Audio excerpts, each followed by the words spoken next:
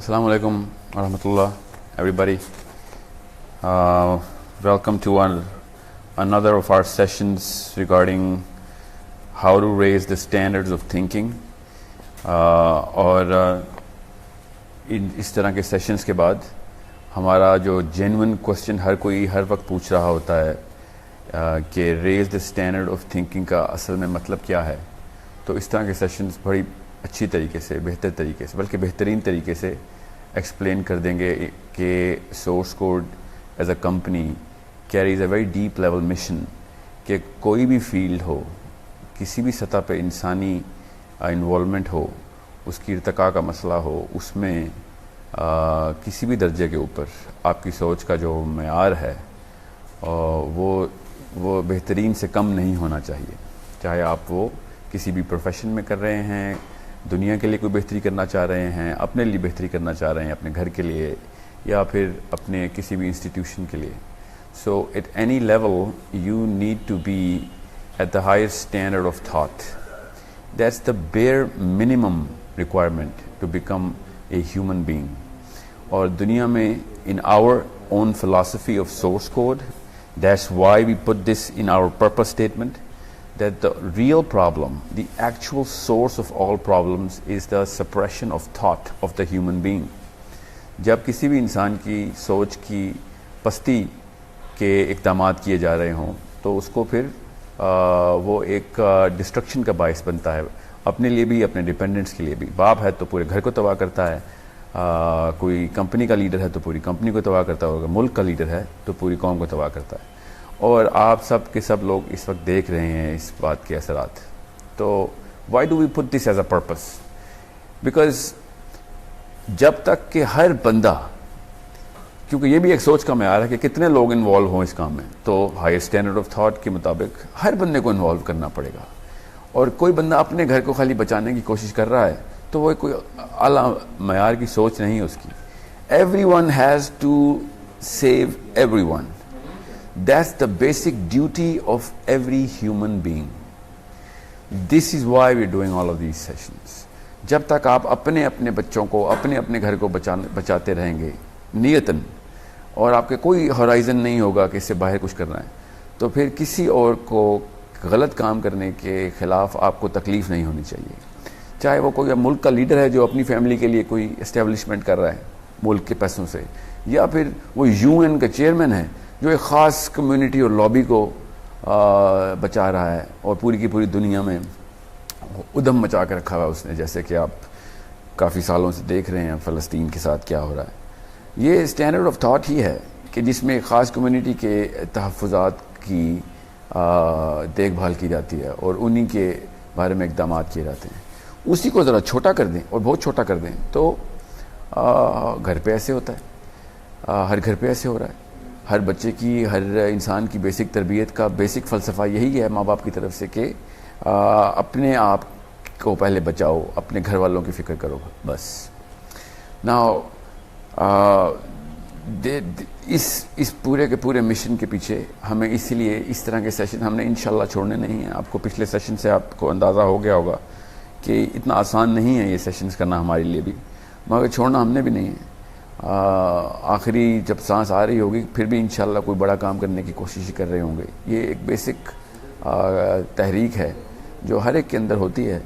हमारी कंपनी जो है वो एक ऐसा सबूत देने की कोशिश कर रही है पाकिस्तान में, पाकिस्तानियों को क्या कोई कर सकता है।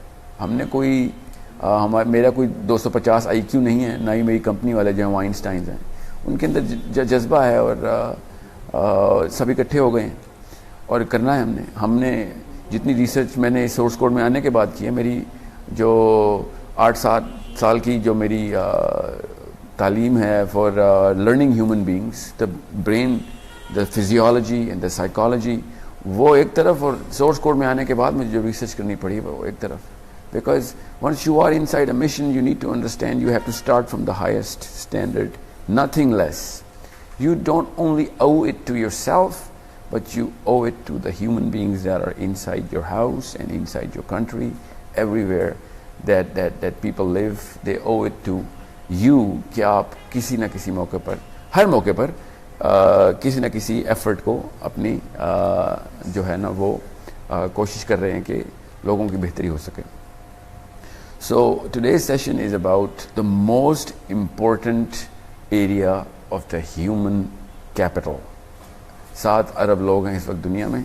सबसे ज़्यादा ज़रूरी काम उस 7 अरब इंसानों की बेहतरी के लिए सबसे ज़्यादा इम्पोर्टेंट प्रोफेशन, वो डॉक्टर्स नहीं हैं, वो लीडर्स नहीं हैं, वो इंजीनियर्स नहीं हैं, वो पॉलिटिशियंस नहीं हैं, वो स्पिरिचुअल स्कॉलर्स नहीं हैं, वो रिलीजियस स्कॉलर नहीं हैं. सबसे ज़्यादा बड़ा प्रोफेशन जो है वो है माँ और बाप दोनों मिलकर. अगर वो सिंगल पेरेंट है तो बाप और बड़ी जिम्मेदारी, और अगर वो दोनों मौजूद हैं तो उन दोनों की बराबर की जिम्मेदारी. ये है नंबर 1 प्रोफेशन, इकोनॉमिकली भी, सोशली भी, एंथ्रोपोलॉजिकली भी, स्टेटिस्टिकली भी और थियोलॉजिकली भी.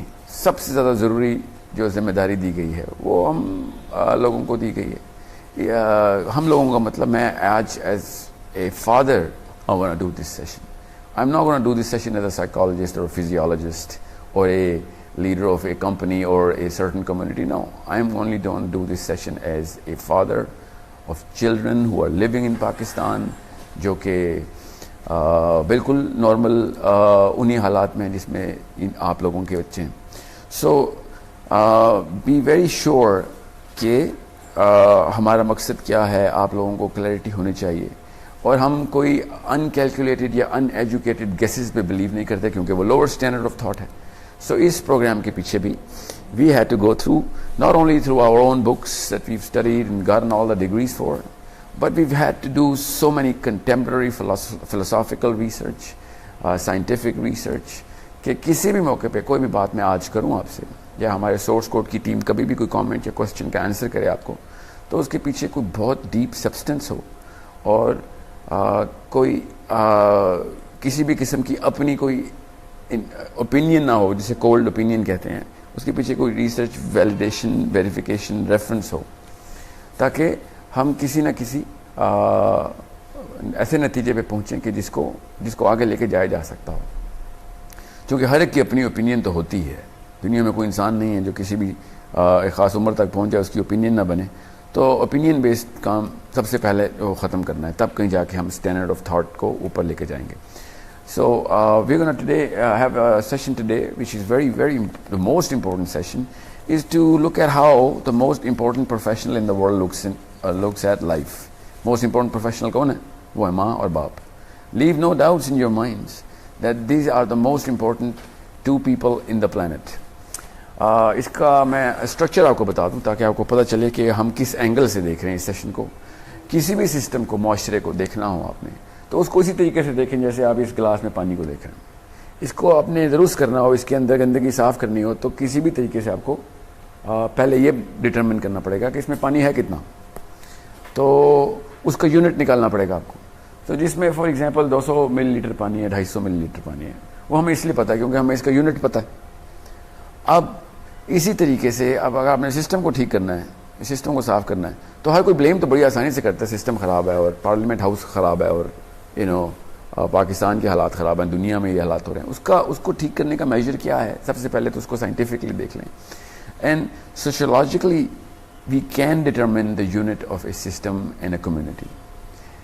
The globe itself can be split into those units. और जब तक आपको इसकी मेजरमेंट नहीं पता होगी तब तक आपको अपनी जिम्मेदारी का एहसास नहीं हो सकेगा. That's why we gonna start this session by understanding the current system that is going on, जो आपके और हमारे बच्चों को इस वक्त सराउंड किए हुए. और सिस्टम को मेजर करने के लिए आपको आसानी से यूनिट बता देता हूँ कि जिस कम्युनिटी का आपको के बेहतरी के इक़दाम करने हैं और अपने पर्पस बनाना हो, तो पहले उसका यूनिट मेजर करें. और किसी भी सिस्टम का यूनिट होता है एक हाउस होल्ड. सो पाकिस्तान में जितने भी फैमिली यूनिट्स हैं वो मिला के पाकिस्तान का सिस्टम बनाते हैं. ना पार्लियामेंट हाउस के अंदर बैठा हुआ कोई लीडर बनाता है, ना कोई मोहल्ले का काउंसलर बनाता है, ना ही कोई इसराइल से साजिश होती है हमारे खिलाफ. हम खुद अपने अपने इस क्लास के ज़िम्मेदार हैं. यहूदी साजिश हो या UN की तरफ से कोई 2 नंबरी हो, उसका पाकिस्तान पे इतना इफेक्ट नहीं हो सकता जब तक कि हम इस यूनिट को ठीक रखेंगे. हम उसको ख़राब ना होने दें। तो हमारा यूनिट ऑफ द सिस्टम जो है ना वो एक घराना है। जितने घराने मिल जाएं वो मोहल्ला, इलाका, कम्युनिटी, सिस्टम और मुल्क, कौम इसी तरह बनती। सो अगर किसी भी मुल्क में एक फैमिली यूनिट तबाह किया जाए तब कहीं जाके उस कौम की तबाही आती है। किसी भी कौम की बेहतरी करनी हो तो फैमिली यूनिट को बेहतर करना पड़ेगा आपको। This is a sociological definition of a system. ये मेरी ओपिनियन नहीं है, आपके दिमाग खुद इस चीज़ को रजिस्टर करेंगे कि क्या ये आया ये सेंस बनाती है बात के नहीं। कोई एक इंसान सिस्टम का यूनिट नहीं होता। कोई भी एक जो जिसे हम लोगों ने बांट दिया हुआ है ना सिस्टम में कि डिस्ट्रिक्ट या उसकी कोई ज़िला या उसकी तहसील या कोई इलाका, शहर, वो इस तरह यूनिट का सिस्टम का यूनिट नहीं बनते। एक फैमिली यूनिट जो है वो डिटरमिन करती है कि सिस्टम कैसा है। सो फैमिली यूनिट कौन चलाता है? फैमिली यूनिट आप लोग चलाते हैं। So in the big picture it is the mother and the father that determines the health of a system in a country, society, globe. This is how important you guys are. And who is the human capital? Where is the human capital? That is of course the children that we have, the youth that we have, because हम लोगों की जो average life span है उसकी statistically speaking उसका करता धरता जो है वो हमारा future जो संभालेगा वो हमारा youth है। So you have to understand the most critical factor of this family unit is the child of the unit.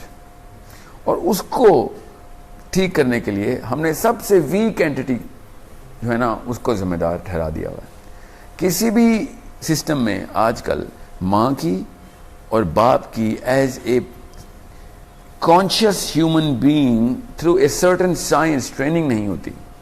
Pakistan की जो स्टेटिस्टिक्स हमारे पास हैं, थ्रू रेफरेंस मैं आपको बता रहा हूँ, more than 60% of Pakistani mothers are between the age of 16 and 21. You have to understand, this is very crucial. So आधे से ज़्यादा पाकिस्तान जो चला रहा है, जो सिस्टम ठीक करने की या ख़राब करने की जो काम हो रहे हैं, वो 16 साल से 21 साल की उम्र की वो लड़की है। और यकीनन राउंड अबाउट इतनी ही एज है 21 और 25 के बीच में उसके शौहर की। तो ये दो मियाँ बीवी मिलके पाकिस्तान को या तो लेफ्ट ले जाएंगे या राइट ले जाएंगे। सो क्या उनकी कोई ट्रेनिंग होती है कि वो अपने जो घर के जो बच्चे हैं उनकी परवरिश कैसे करेंगे? उनकी ना सिर्फ कोई फॉर्मल ट्रेनिंग नहीं होती बल्कि उनकी इनफॉर्मल ट्रेनिंग भी नहीं होती। उनको किसी भी तरीके से कोई सिस्टमैटिक अप्रोच के थ्रू नहीं बताया जाता। इफ़ एनीथिंग हमारे पढ़े लिखे घरानों में भी माँ को एज अ मदर ट्रेनिंग नहीं मिलती। बच्चा होने से पहले, शादी होने से पहले, ना ही बाप को, बंदे को, लड़के को ट्रेनिंग मिलती है कि अपने शादी के बाद आपके बच्चों की परवरिश कैसे करनी है। वो रेप्लिकेट करता है अपनी यादाश्त से कि मेरे माँ बाप क्या करते थे, और वो चूँकि बहुत थोड़ा सा हाफजा होता है उसका, तो वो क्या करता है, वो फिर अपने पीयर्स को देखता है कि वो क्या कर रहे हैं, फिर वो देखता है टीवी पे क्या चल रहा है, और इस तरीके से वो एक ट्रायल एंड एरर मेथड के साथ अपने बच्चों की परवरिश करता है। So what's going on? The most defected model of training the human capital हो रहा है, और हम फिर ज़्यादा से ज़्यादा जिम्मा ठहराते हैं स्कूल्स को, और स्कूल के ऊपर सिर्फ 7 घंटे लेता है बच्चा, वो भी इफेक्टिव आवर्स 4 से 5 हैं। बाकी का सारा दारोमदार वो माँ बाप के ऊपर ही छोड़ते हैं। और स्कूल को हमेशा पार्ट टाइम टीचिंग इंस्टीट्यूट की हैसियत दिया कीजिए। School is a part time teaching institute for this human capital, and house is a full time training institute. A house unit, a house hold, single unit जो है ना माशरे का, वो यूनिट हाउस होल्ड है। That house hold is a full time training institute, and school is a part time teaching institute. अब कौन जिम्मेदार है फिर माशरे के ख़राब होने का? The full time training institute या फिर वो पार्ट टाइम टीचिंग इंस्टीट्यूट? मैं स्कूल की भी स्टेटिस्टिक्स हैं मेरे पास, हम तो स्कूल्स की प्रोग्रामिंग बड़ी डिटेल कर रहे हैं, उसका भी बड़ा एक अमल दखल है, मगर उसका इतना अमल दखल नहीं है कि हम स्कूल्स और एजुकेशन सिस्टम के ऊपर पूरी इल्ज़ाम की जो है ना द बर्डन ऑफ प्रूफ उनके ऊपर डाल दें, burden of this destruction. So you have to understand, if you are not being trained to become a mother or a father, then do not eight any level think के वो दर्जात और वो benefits और वो फल मिलेंगे आपको। आप इन the big picture, in the bigger canvas, मैं ज़्यादा डिटेल और फिलॉसफी एंड थियोलॉजी में नहीं जा रहा, ना ही एंथ्रोपोलॉजी में जा रहा हूँ। I am just giving you a very high and map, ताकि इस आम बंदे को समझ आ जाए बात कि जब तक एक पाकिस्तानी लड़की की और पाकिस्तानी लड़के की पेरेंटल ट्रेनिंग नहीं होगी, प्रॉपर साइंटिफिक ट्रेनिंग नहीं होगी, तब तक उसकी शादी मत करें। इस वक्त पाकिस्तान का जो कल्चर है ना, वो पाकिस्तान में चल ये रहा है कि शादी का मतलब क्या है? शादी का मतलब है कि कितने बंदे आएंगे शादी पे, उसकी तैयारी क्या करनी है, लड़की का जहेज कितना होना चाहिए, उसकी तैयारी क्या की हुई हमने। ये एक दफा भी किसी भी जगह पे पाकिस्तान में लेस देन 1% हो, क्योंकि हमारे ट्रैकर्स में तो नहीं आया है, क्योंकि हम बहुत एक्सपेरिमेंट्स कर रहे हैं इसके, कि माँ बाप अपने बच्चों को शादी की प्रिपरेशन में ट्रेनिंग दें कि बच्चे होने के पहले 5 साल तुमने क्या करना है, उसके लिए अभी तुम्हारे लिए क्या टूल किट है, अगले 5 साल क्या करना है। कोई भी नहीं कर रहा, बस आंखें बंद किए हुए और जहेज की तैयारियां कर रहे हैं। और आंखें बंद करने के बजाय आंखें खोलते हैं तो वो किसी ऐसी चीज़ की तैयारी कर रहे होते हैं कि जिसका अभी बच्चों से कोई ताल्लुक नहीं। फॉर एग्जांपल बरादरी में किस तरीके से क्या चीज़ ज़रूरी है तो वो करनी है हमने बच्ची के लिए। शादी के लिए सबसे बड़ा जो जहेज है ना किसी भी बच्ची को देना, वो उसकी पोस्ट मैरिज जो सिनेरियो पिछले अगले 5 साल में आने हैं, 10 साल में आने, उसकी ट्रेनिंग है। और हम क्या सिखाते हैं बच्ची को, बड़ी कोई सुघड़ किस्म की अम्मा है, वो सिखाती है कि बच्ची को मैंने कुकिंग सिखा दी है। सो उसका अभी तक जो अपर्चर है ना, वो जो कैमरा की जो लेंस है उसका फोकस, वो अभी तक सास और मियाँ ही चल रहा है। उस बेचारी को तो पता ही नहीं है कि बच्चे के साथ मैंने क्या करना है। सो इसीलिए आप इतने सारे मामलात में खराबी देखेंगे। और मैं आज थोड़ी सी साइंस बताऊंगा, ज़्यादा वक्त नहीं होता हमारे पास, मगर जो चीज़ मैं आपको बताऊंगा उसके बाद आप के तमाम तर सिस्टम तबाह हो जाने चाहिए, क्योंकि scientifically speaking, religiously speaking and scientifically speaking, we are doing the exact opposite of what this human capital actually requires to set the system right. Okay? मैं सिर्फ 2 मिनट में कुछ सवाल हैं जो कि टॉडलर लेवल के, इन्फेंसी के जो हैं, वो कुछ क्वेश्चन आए हुए वो मैं आंसर कर दूंगा क्योंकि वो बहुत ज़रूरी है। मगर सबसे पहले मैं जो चीज़ का आंसर कर रहा हूँ वो सवाल है मिस शाइस्ता जमान का कि what is the actual science of bringing up great human beings as a mother, as a father, what is the science we need to know? इस सवाल का जवाब मैं दे रहा हूँ आपको, और इसी सवाल का जवाब मैं जारी रखूंगा till the end, और बाकी के सवाल भी हम लेते रहेंगे to put the specificity inside.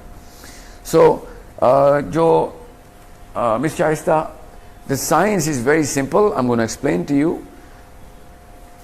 There are 3 stages जो कि एक human being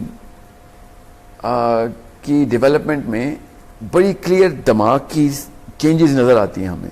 if you study the human brain from infancy till the certain age of 18 to 20, you will see that the human brain actually starts to change, adds new compartments, उसके हिस्से नए बन रहे होते हैं, और कुछ ऐसे हिस्से जिनके फंक्शन हमें पूरी तरीके से पता हैं, और उसको डिवाइन कुरानिक फिलॉसफी के थ्रू वैलिडेट किया गया है कि भाई अल्लाह ताला ने भी कब किस एज में क्या हुक्म दिया था बच्चे के लिए, इंसान के लिए, तो वो किस एज तक रखा गया, और अल्लाह ताला के डिवाइन फिलॉसफी के आगे सारी साइंस कुर्बान।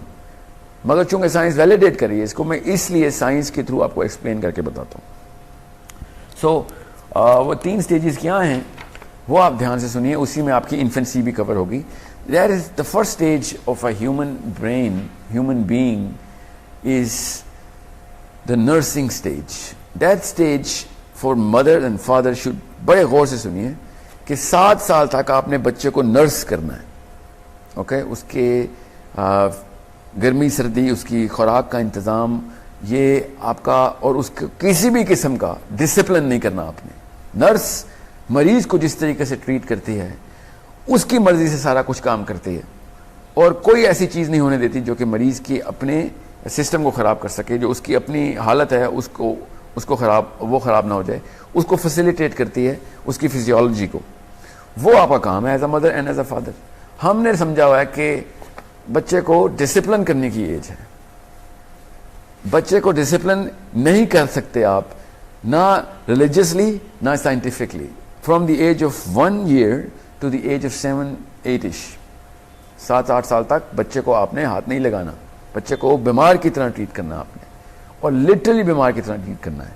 हो ये रहा है कि मोहम्मद अली जिन्ना और मंडेला और ये ग्रेट पीपल जो कि गुजरे हैं ना, basically exception to the system है। अल्लाह ताला ने ये फिलॉसफी ध्यान से समझ लीजिए, अल्लाह ताला की तरफ से एक इंसान जब ज़मीन में आता है, इस दुनिया में आता है, तो उसमें कोई कमी कोताही नहीं होती। He is suppose to do the greatest possible things for the planet and the universe. अगर हम उसको खुला छोड़ देना, कुछ भी ना करें, तो वो काफ़ी हद तक ऑर्गेनिकली ग्रेट हो जाएगा। It is us as parents who do nothing but stop that greatness. ये आसान सा आपको मेजरमेंट सिस्टम बता दिया मैंने, आपको पर्सपेक्टिव चेंज कर दूं। माँ बाप ग्रेटनेस इस वक्त खत्म करने की मशीन है, ग्रेटनेस डालने की मशीन नहीं है। अल्लाह ताला ने वो क्रिएटिव जो ग्रेटनेस है वो क्रिएट करके भेज दी हुई है, अब उसको फैसिलिटेट करना माँ बाप का काम है।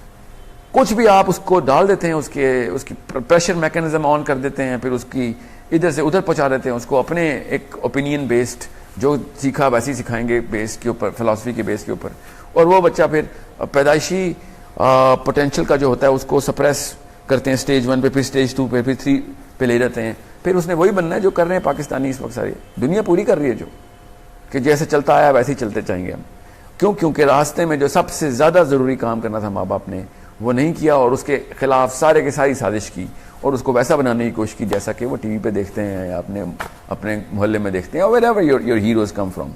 So it is the parents who can facilitate greatness, not create greatness. अल्लाह ताला ने greatness create कर दी है हर इंसान की। अगर एक पेरेंट को वो साइंस पता चल जाए तो फिर हर घर से जिना और मंडेला पैदा हो सकता है, हर घर से ग्रेटनेस निकल सकती है, और काफ़ी सारे घरों की ज़रूरत नहीं रहेगी। फिर एक दो ये दौर चल पड़े तो 10-20% लोग भी बाकी के माशरे को एक मोमेंटम क्रिएट करके देंगे, उसके बाद ऐसे ही होगा। अब वो साइंस क्या है, ध्यान से सुनिएगा। First day till the 7th year of a child's life, a parent can and should not do nothing but nursing. आप एज अ नर्स ट्रीट करेंगे अपने बच्चों को, उसको कोई थप्पड़ नहीं रसीद करेंगे जब वो गलत काम कर रहा है। जब उस बच्चे को आप एक माहौल ही ऐसा देंगे जिसमें उसकी रिपरकशंस कंट्रोल में हैं, फॉर एग्जाम्पल उसको कोई ऐसे औजार नहीं दिए गए जैसे दूसरे बच्चे को कत्ल कर दे, तो फिर आपको उसको डिसिप्लिन करने की ज़रूरत नहीं है। आपने पहले 7 साल तक उस बच्चे की नशो-नुमा का ख्याल करना है। मैं आपको इन्फेंसी से बता देता हूँ कि इन्फेंसी में आपने क्या करना है। 1.5 साल तक बच्चे की जो स्टेज होती है ना, scientifically 3 stages of the brain actually grow into 2 साल तक सेंट्रल ब्रेन क्रिएट होता है जब वो 3 से 6 महीने का होता है। फिर उसका नियोकॉर्टेक्स डेवलपमेंट शुरू होती है जब वो खुद चलना क्रॉल करना शुरू करता है, उसके पॉन्स डेवलप होना शुरू होते हैं, न्यूरो सेंटर्स पूरा का पूरा लाइन हो रहा होता है, उसके न्यूरोनल फाइबर्स क्रिएट हो रहे होते हैं। सो आसान सी बात बताऊंगा आपको तोड़ के कि जितना बच्चा क्रॉल करेगा उतना उसका दिमाग डेवलप होगा। उसका एप्लीकेशन आपको बता दूं, बहुत बड़े बड़े सीईओ कॉन्फ्रेंस रूम में बैठे हुए डिसीजन नहीं ले सक रहे हैं बिकॉज बचपन में उनको सही क्रॉलिंग नहीं कराई गई हुई थी, कैपेसिटी नहीं होती। आसान सी मिसाल हम ऐसे देते हैं अपने स्टूडेंट्स को कि एक फ्रिज है, वो कितना ठंडा कर लेता है खाने को और कितनी जल्दी ठंडा कर लेता है, ये फ्रिज की एबिलिटी है, उसकी कैपेसिटी नहीं। और एक फ्रिज कितना बड़ा है और उसके अंदर कितना खाना स्टोर हो जाता है, वो उसकी कैपेसिटी है। तो ये जो पहला 2 साल है ना बच्चे के, ये उसकी कैपेसिटी डेवलपमेंट के साल है। उसमें आप बच्चे को क्रॉल करवाएं। Scientifically speaking 400 yards every single day बच्चे को क्रॉल करना जरूरी है, मगर हम उसको 500 स्वेटर पहनाते हैं बच्चे को। ओवर एस्किमो का बच्चा बनाया होता हमने। पाकिस्तान की लाहौर की सर्दी बर्दाश्त नहीं होती माँ को कि वो बच्चा मेरा निमोनिया हो जाएगा। बच्चे को लाइट रखें और उसको 400 गज रोज क्रॉल करने दें। और सबसे ज्यादा जो हरकत हम करते हैं पाकिस्तान में क्या दुनिया में, बच्चे को चलना सिखा रहे होते हैं। बच्चे को चलना मत सिखाएं। जब बच्चा खुद खड़ा होना सीखता है, खुद अपने बल के ऊपर अपने किसी सोफे के सहारे से चलने की कोशिश करता है, तो उसके पाउंड्स क्रिएट हो रहे होते हैं। जब आप करेंगे ना उसको फैसिलिटेट, तो वो उसकी कैपेसिटी कम हो जाएगी, वो फ्रिज छोटा हो जाएगा फिर। ओके, ये प्रॉपर आइंस्टाइन के साथ आप ऐसा सलूक करते हैं कि जैसे वो मज़ारों में वो कप नहीं लगा रहे थे बच्चे को, छोटे से बच्चे को, उसका सर उतना सही रह जाता है, वही आप लोग कर रहे हैं कि बच्चे को खुद कुछ नहीं करने दे रहे, उसकी नेचुरल डेवलपमेंट रोक रहे हैं। ओवर ड्रेसिंग द चाइल्ड, क्यों ओवर ड्रेसिंग के खिलाफ हूँ? उससे बच्चा क्रॉल नहीं कर सकता, फिर उसकी डक्टाइल मूवमेंट जो है ना, हाथ पैर की घुटने की मूवमेंट से वो he should learn to crawl and then creep and then learn to stand up on his own. ये उसकी ब्रेन डेवलपमेंट है, उसकी कैपेसिटी बिल्डिंग है। उसको ज्यादा से ज्यादा मूवमेंट करने दें अपने बल पर, ठीक है। ये उसकी 1-1.5 साल की है। उसकी हर तरह की नशोनुमा का ख्याल करें। Scientifically speaking you should not put him on any sort of formula. ये वो चिकन फार्मिंग नहीं कर रहे आपके, उसको फुला देते हैं बच्चे को। Okay, let him grow. अगर वो थोड़ा सा वीक है, इट्स ओके। उसकी नेचुरल डिजाइन जो है ना, उसको मत इस तरह चेंज करें। Mothers should feed their children themselves. इतना फायदा उसको अगले 50 सालों में होना है ना, पहले 2 सालों का, और उतना ही नुकसान हम कर देते हैं अगले पूरे 50 साल में, क्योंकि पहले 2 साल में साइंटिफिकली नहीं अप्रोच कर देते हैं, ठीक है। So as soon as is 2.5, उसके अंदर अल्लाह ताला ने खास कैपेबिलिटी डाली हुई है। ऐसा फिनोमिना वो करके दिखाता है, ऐसा मोजज़ा वो करके दिखाता है जो कि साइंस अभी तक एक्सप्लेन नहीं कर सकी। और वो क्या है? वो ज़बान सीख लेता है। इतना कॉम्प्लेक्स एल्गोरिदम वो इतनी जल्दी, इतने छोटे से दिमाग के अंदर से वो एल्गोरिदम जो है ना, वो एक कॉम्प्लेक्स इक्वेशन सॉल्व करता है कि ये उर्दू की ग्रामर कैसी है, अंग्रेजी की ग्रामर कैसी है। और जिस घर में 2-3 ज़बानें बोली जा रही हो, वो बच्चा, छोटा सा बच्चा, वो तीनों ज़बानें फरवानी से बोलना शुरू करता है।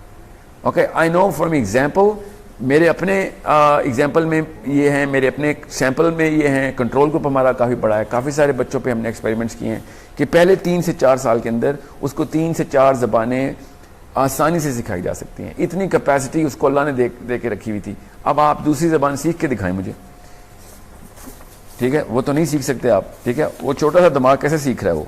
इसका मतलब है ग्रेटनेस अल्लाह ताला ने इनेट कर दी हुई थी, हम उसको बस स्क्रू टाइट करते रहते हैं कि छोटा कर, इसको और छोटा कर, ठीक है। So Shaista, 1st and 7th year nursing only.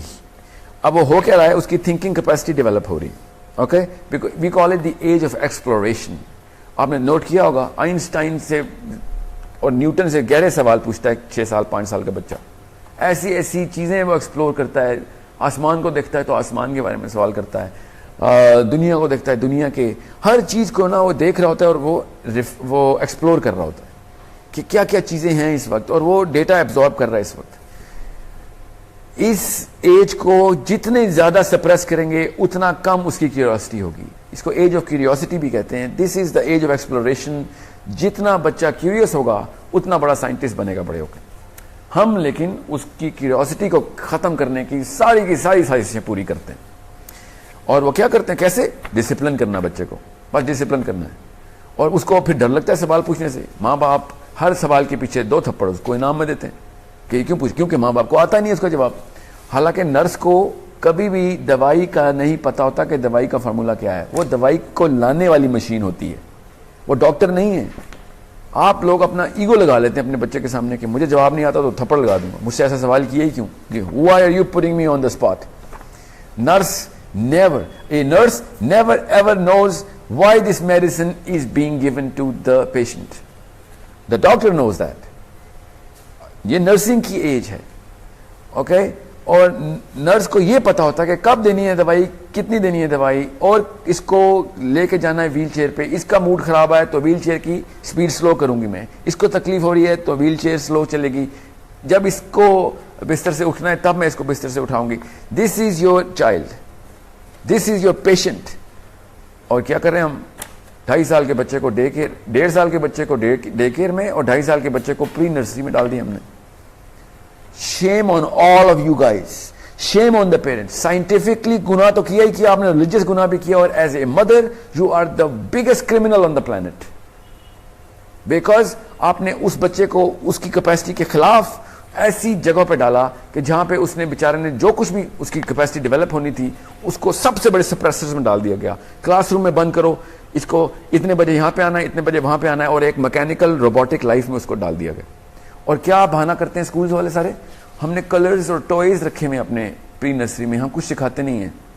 Can you imagine कि कितनी बड़ी एक हिपोक्रेसी है कि आप जिस सिस्टम में उसको डाल रहे हैं वो सिस्टम असल में उस बच्चे की जो नेचुरल ऑर्गेनिक ग्रोथ है उसके सबसे बड़ा सप्रेसर है। This boy needs the chemical of oxytocin which is only present inside the parents and the house house hold, in the siblings, और कभी भी उसको ऑक्सीटोसिन टीचर से नहीं मिलना, बिकॉज टीचर का एक डिस्ट्रीब्यूटेड फोकस होता है, बच्चे को पर्सनल अटेंशन चाहिए होती है। टीचर बेचारी कैसे पर्सनल अटेंशन दे, एक बच्चा थोड़ी है क्लास में। सो उसकी जो ऑक्सीटोसिन सेंटर्स हैं, एक खास केमिकल है जो कि माँ को बाय बर्थ मिलता है। During the child birth the mother goes through the maximum of supply of oxytocin. एक खास केमिकल है जो अल्लाह ताला ने गिफ्ट में दिया हुआ है। वो केमिकल मोहब्बत, इसार, कुर्बानी का है। जब एक बच्चा पैदा हो रहा होता है, माँ को उस दौरान वो सप्लाई मिलती है कि जो कभी भी नहीं मिलती उसने, उससे पहले ना उसके बाद। और इसीलिए एक माँ को इंस्टेंटली मोहब्बत हो रहती है अपने बच्चे से। 1 मिनट पहले वो जानती भी नहीं थी बच्चे को, और 1 मिनट के बाद जान देने के लिए तैयार होती हो। वो ऑक्सीटोसिन फैक्ट्री जो है ना, वो छोड़ के आप उसको एक काम वाली के अंडर कर देते हैं। हर घर में हो रहा है ऐसे, स्कूल की टीचर के अंडर कर देते हैं। वो उस ऑक्सीटोसिन एक माँ ही अपने बच्चे को, बहन अपने भाई को, भाई अपने भाई को, बाप अपने बेटे को दे सकता है। Okay, so we can not possibly imagine great people coming to life when they have not enough oxytocin centers in their brain. Okay, वो कौन सा केमिकल है वो मैं आपको बताता हूँ। So दूसरी एज क्या है, द 7th ईयर से लेके 12वें साल तक दिमाग एक खास कंपार्टमेंट और एक रिंग क्रिएट करता है अपने अंदर। इसको हम फैसिलिटेशन एज कहते हैं।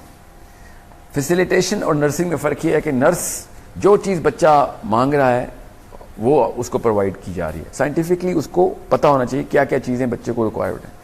Bye 7th year to 12th year बच्चे की डिमांड लिस्ट होती है खास। आपने वो डिमांड लिस्ट को फैसिलिटेट कर और रुख देना है उसको। उसके सामने वो वाली बुक्स, वो वाली चीज़ें तब लेके आनी है 7th ईयर के बाद, जो स्कूल इस वक्त प्री नर्सरी में कोशिशें करता फिर रहा है।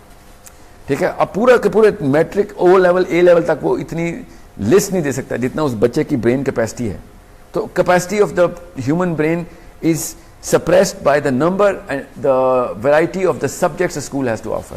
अगर 7th ईयर से लेके 12वें साल तक उसको 50 सब्जेक्ट्स भी आप एक्सपोज कर देंगे, वो 50 के 50 में अपनी कैपेसिटी इंड्यूस करवा, उसकी कैपेसिटी उतनी बढ़ जाएगी। मगर हम नहीं करते, हम बस मुताला पाकिस्तान, फिजिक्स, केमिस्ट्री, बायोलॉजी, और 7th to 12 में तो वो भी नहीं सिखाते। जनरल साइंस, जनरल मैथमेटिक्स, इतने बड़े मशीन आपको मिल गई और आप बस 2 या 3 बटन उसके इस्तेमाल करते हैं। और फिर होता क्या है, वो असल मशीन तो नहीं है ना, वो पूरी की पूरी कैपेसिटी उन बस 2 या 3 बटन की फंक्शन में आ जाती है। So at by the age of 7th to 12 you need to facilitate the capacity of the child. अभी तक उसकी एबिलिटी नहीं डॉक्यूमेंट हुई, अभी कहता कैपेसिटी बन रही है। और जितना एक्सपोजर दे देंगे बच्चे को, ठीक है, ऑर्गेनिक एक्सपोजर देना है, टीवी स्क्रीन नहीं देनी उसको। जितना एक्सपोजर देंगे इन टोटलिटी, वो उतनी ही कैपेसिटी उसकी अंदर आएगी। ठीक है, जिस तरीके से एक बच्चा जबान सीखता है ना, उसी तरीके से बाकी की तमाम चीज़ें भी एल्गोरिदमिकली सीख रहा होता है। और वो उसकी इसको कहते हैं द एज ऑफ एसोसिएशन। वो एसोसिएट करता है। 7th ईयर से लेकर 12वें साल तक आपने नोट किया होगा, बच्चा हर चीज़ को किसी न किसी चीज़ के साथ एसोसिएट कर रहा होता है कि अच्छा इसका रिलेटिवली ये मतलब बनता है, ये करूँगा तो वो हो जाएगा क्योंकि मैंने देखा ऐसे होते हुए। फिर डेफिनेशंस को ना वो किसी न किसी रिलेटिव एसोसिएटिव इंसिडेंट के साथ मेमोरी में स्टोर कर रहा होता है। सो इस एज में आपने उसको नर्सिंग रोल से हट के आपने एक as a facilitator of knowledge, facilitator of opportunity आपने उसको ट्रीट करना है। बाय द ईयर 12 एक बहुत बड़ा वाकया होता है एक इंसानी दिमाग के साथ। बच्चा जब 12वां और 13वें साल में होता है तो उसके दिमाग का जो फ्रंटल कंपार्टमेंट है ना, बहुत ही बड़ा हिस्सा एक नया क्रिएट होता है। इसको प्री फ्रंटल कोर्टेक्स कहते हैं। 12वें साल में उस दिमाग के उस हिस्से का फंक्शन इंसानियत, कॉन्शियसनेस, ज़मीर की आवाज़ को वैलिडेट और ट्रिगर करवाना, ये है उसकी कॉन्शियसनेस। ये पड़ता है प्री फ्रंटल कोर्टेक्स। जैसे कुरान पाक में अल्लाह ताला ने कहा ना, we will lock the front forehead on the day of judgement. यहां से सोच के तुमने फैसले किए थे ना, ठीक है। सो यहां पे वो तौक लगे होंगे हमें आखिरत में, क्योंकि ये है हमारा वो जायरोस्कोप, वो हमारा इंसाफ का तकाजा पूरा करने वाला मीटर यहां से चेक किया जाता है। और दिल की जो भी आवाज़ होती है ना, द मोरल वॉइस, जो कि पैदाइशी मिली हुई हर बच्चे को, उसको ये एनफोर्स करता है। और अगर गलत उसकी आवाज़ नहीं सुनी तो यहाँ से जस्टिफिकेशन पैदा करते हैं हम, गुनाह की जस्टिफिकेशन यहाँ से आती है। क्योंकि दिल गुनाह पे कभी भी आमादा नहीं होता, दिल गलत काम पे आमादा हो ही नहीं सकता, अल्लाह ताला ने बनाया ही नहीं। ठीक है, अल्लाह ना करे किसी का दिल बिल्कुल ही काला हो जाए, मगर दिल से नेचुरल जो आवाज़ है ना, मोरल कंपस अगर ठीक है किसी का, तो वो अंदर से सच्चाई की और सही चीज़ की आवाज़ आती है, वो ग्रेटनेस की आवाज़ है। ये उसको जस्टिफाई और उसको वो चैनल करता है, ये वाला हिस्सा। इसको कहते हैं प्री फ्रंटल कॉर्टेक्स। ये मैं आपको क्यों बता रहा हूँ, ताकि आपको पता चले साइंटिफिकली एक नया हिस्सा क्रिएट किया गया, एक नया इंजन लग गया आपके साथ। उससे पहले वो था ही नहीं।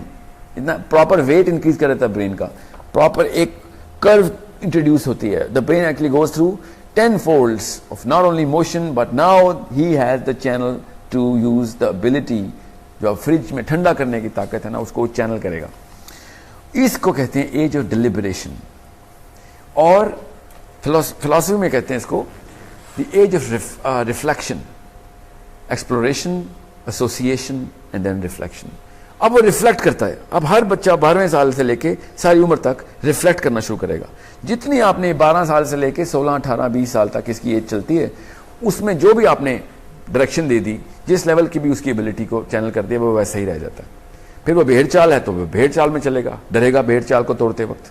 और अगर वो क्रिटिकल थिंकर है तो वो क्रिटिकल थिंकर रहेगा सारी उम्र। जैसे जिन्ना साहब थे, जैसे अभी बड़े बड़े फिलोसोफर हैं जो कि दुनिया के लिए बड़े काम करते हैं, उनको कहीं ना कहीं से ये एक एक्सेप्शनल कंडीशन मिल चुकी होती है।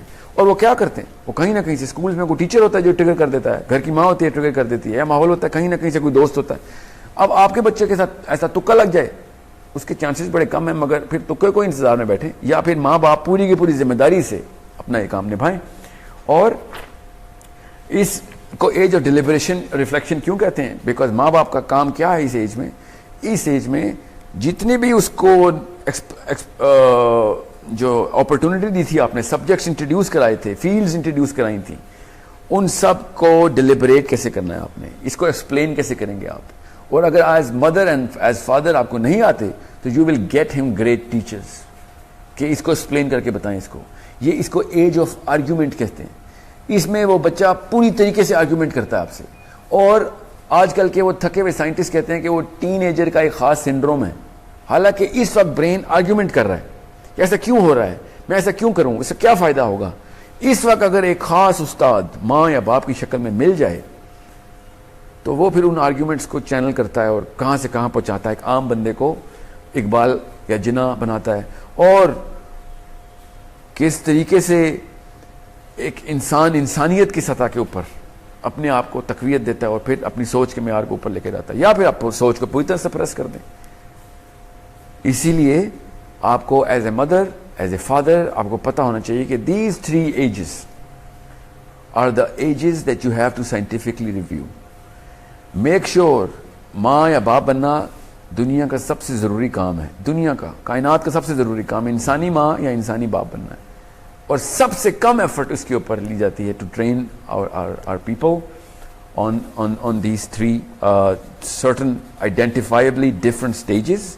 और फिर होता क्या है, बच्चे को बस अच्छे बुरे की तमीज़ सिखा देते हैं, उसको वैल्यू कहते हैं ज़्यादा से ज़्यादा। और अच्छे और बुरे की तमीज़ तो कभी भी नहीं किसी ने सिखाई, ना दीन ने सिखाई हमें, ना साइंस को पता है अच्छा बुरा क्या होता है, मगर हमें कहीं से पता चल गया, क्योंकि लोगों को अच्छा लगता है, हम भी अच्छा कर देते हैं। दीन भी हमारा कहता है सही और गलत की तमीज़ में आओ, और सही और गलत सोच की ख़ास ब्रेन के सेंटर का एक मेजरमेंट है, उसका एक कैसे कहते हैं ना यूनिट है। अच्छा तो किसी भी चीज़ को आपको अच्छी लगती चीज़ वो मुझे नहीं अच्छी लग सकती, जो बुरी लगती है आपको वो मुझे क्या पता मुझे अच्छी लगती है, मगर जो चीज़ सही है वो सही है, वो गलत है वो गलत है। वो कैसे पता चलता है? जब ब्रेन को प्रॉपर चैनल किया जाता है, डिलिबरेट किया जाता है, पहले नर्स किया जाता है, फिर फैसिलिटेट किया जाता है, फिर डिलिबरेट किया जाता है। That's why that's how greatness is created inside human beings. और एक दफ़ा आपने ये 12 साल की ट्रेनिंग दे दी ना बच्चे को, तो फिर वो बच्चा खुद अपने बलबूते पर, अल्लाह ताला की मदद के साथ अपने बलबूते पर अपने तमाम तर काम सही तरीके से कर लेगा। वरना होता क्या, 20-20 साल के, 22-22 साल के, साइंटिफिकली एज 22 साल का मतलब अब he is a functioning affective member of the system. ठीक है, उसका जो साइंटिफिक जो पैराबल है, तो हम उसको क्या कहते हैं, 20 साल का बच्चा है मेरा, अभी 22 साल का बच्चा है। वो बच्चा नहीं है, वो एक फुली फंक्शनल अडल्ट होना चाहिए था, उसको वो वाले काम करने चाहिए थे जो कि 200 साल पहले 20 साल का बच्चा पूरे के पूरे शहर को चलाता था, पूरी पूरी कम्युनिटी को रन करता था। आजकल 20 साल का बच्चा अपने नाखून नहीं काट सकता, ठीक है। उसकी नर्सिंग एज तब स्टार्ट करते हैं हम जब वो 12 साल से 13 साल के ऊपर हो जाता है। बहुत ही एक अजीबोगरीब किस्म का, म्यूटेटेड किस्म का सिस्टम किया हुआ है। या तो डिसिप्लिन करना शुरू करते हैं तो बच्चे को मारना शुरू कर देते हैं, जिसको समझ नहीं आ सकती मार का मतलब क्या है, ठीक है, और उसके ब्रेन को सप्रेस कर देते हैं। या फिर जब डिसिप्लिन करना होता है, जब 12 साल 16 साल 18 साल में जब डिलिबरेट कर रहे हैं ना, उसको डिसिप्लिन भी करते हैं कि किसकी रिपरकशंस क्या हैं, तो वहां पे आप उसको खुली ढील दे देते हैं। और वो फिर इसीलिए हो क्या रहा है, आपके बच्चे का जो मेंटोर है, जो साइकोलॉजिस्ट है, जो साइकाइट्रिस्ट जो आपके बच्चे का, वो आपका बच्चे का 12 साल का क्लास फेलो है, 8 साल का क्लास फेलो है जो स्कूल में है उसके। वो 3-4 दोस्त हैं, वो बता रहे हैं कायनात का असली मतलब क्या है, दुनिया में असल में रहना क्या होता है। और फिर वो लगी पैसों की दौड़, और फिर कहाँ से कहाँ पहुंच गया, उसको कहाँ से वो मिल रहा है, क्योंकि आपने डिसिप्लिन के डंडे ऑन किए हुए थे। दोस्त यार तो नहीं डंडे मारते ना, वो तो डिसिप्लिन नहीं करते, वो तो डिलिबरेट भी करते हैं, वो फैसिलिटेट भी करते हैं। क्योंकि सबसे बेहतरीन फैसिलिटेटर होता है आपका क्लास फेलो, वो ऐसी ऐसी चीजें एक्सपोज करके देता है आपको। आप सबके साथ हुआ, मेरे साथ भी हुआ है। हम वो चीजें फैसिलिटेट करके दे रहे थे बच्चे को, अपने दोस्तों को, जो कि मुझे नहीं पता अब क्या चल रहा है, जो कि इंसानियत से दूर लेके जा रही थी हमें।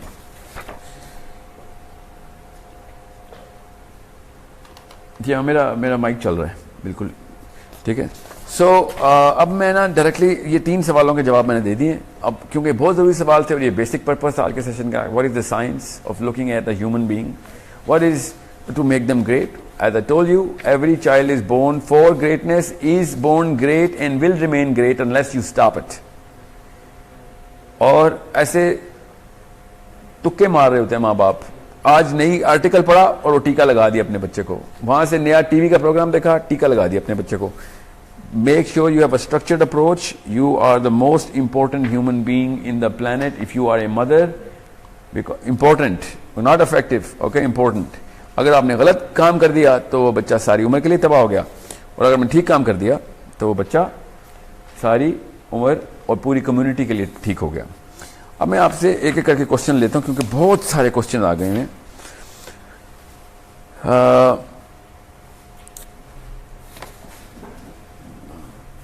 ये मुझे सीक्वेंस से दिए आपने questions, okay, so I will take it one by one. मेरी बेटी 6 साल की है, उसकी नज़र भी वीक है, मगर फ़ोन नहीं छोड़ती, हम क्या करें। सेल फोन नहीं छोड़ती, आई एम श्योर वो गेम्स खेल रही है और वो नहीं छोड़ती। मैं एक और क्वेश्चन साथ अटैच कर देता हूँ, दोनों क्वेश्चन का आंसर साइंटिफिकली एक ही है, इसलिए बता देता हूँ आपको, बड़े ध्यान में रखिएगा।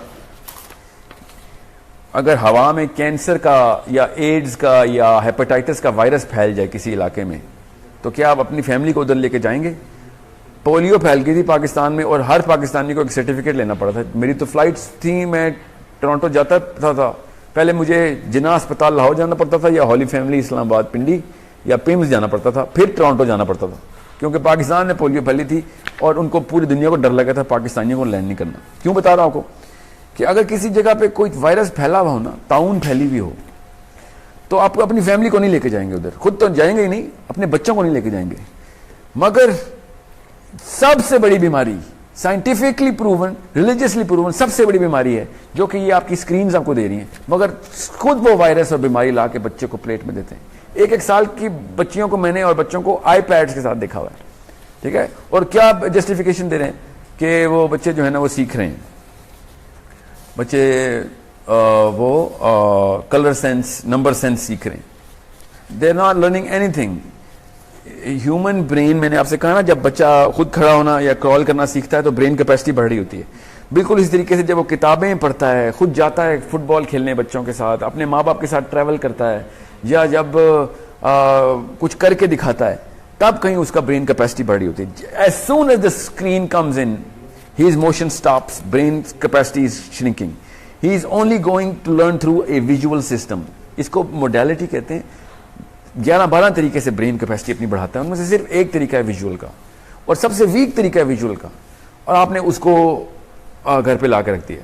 अब उसका ब्रेन का साइज श्रिंक होना शुरू हो गया। उसके और क्या नुकसान आते हैं वो मैं आपको बताता हूँ। नजर तो उसकी कमजोर होनी ही है, क्योंकि because of the rays that are coming from the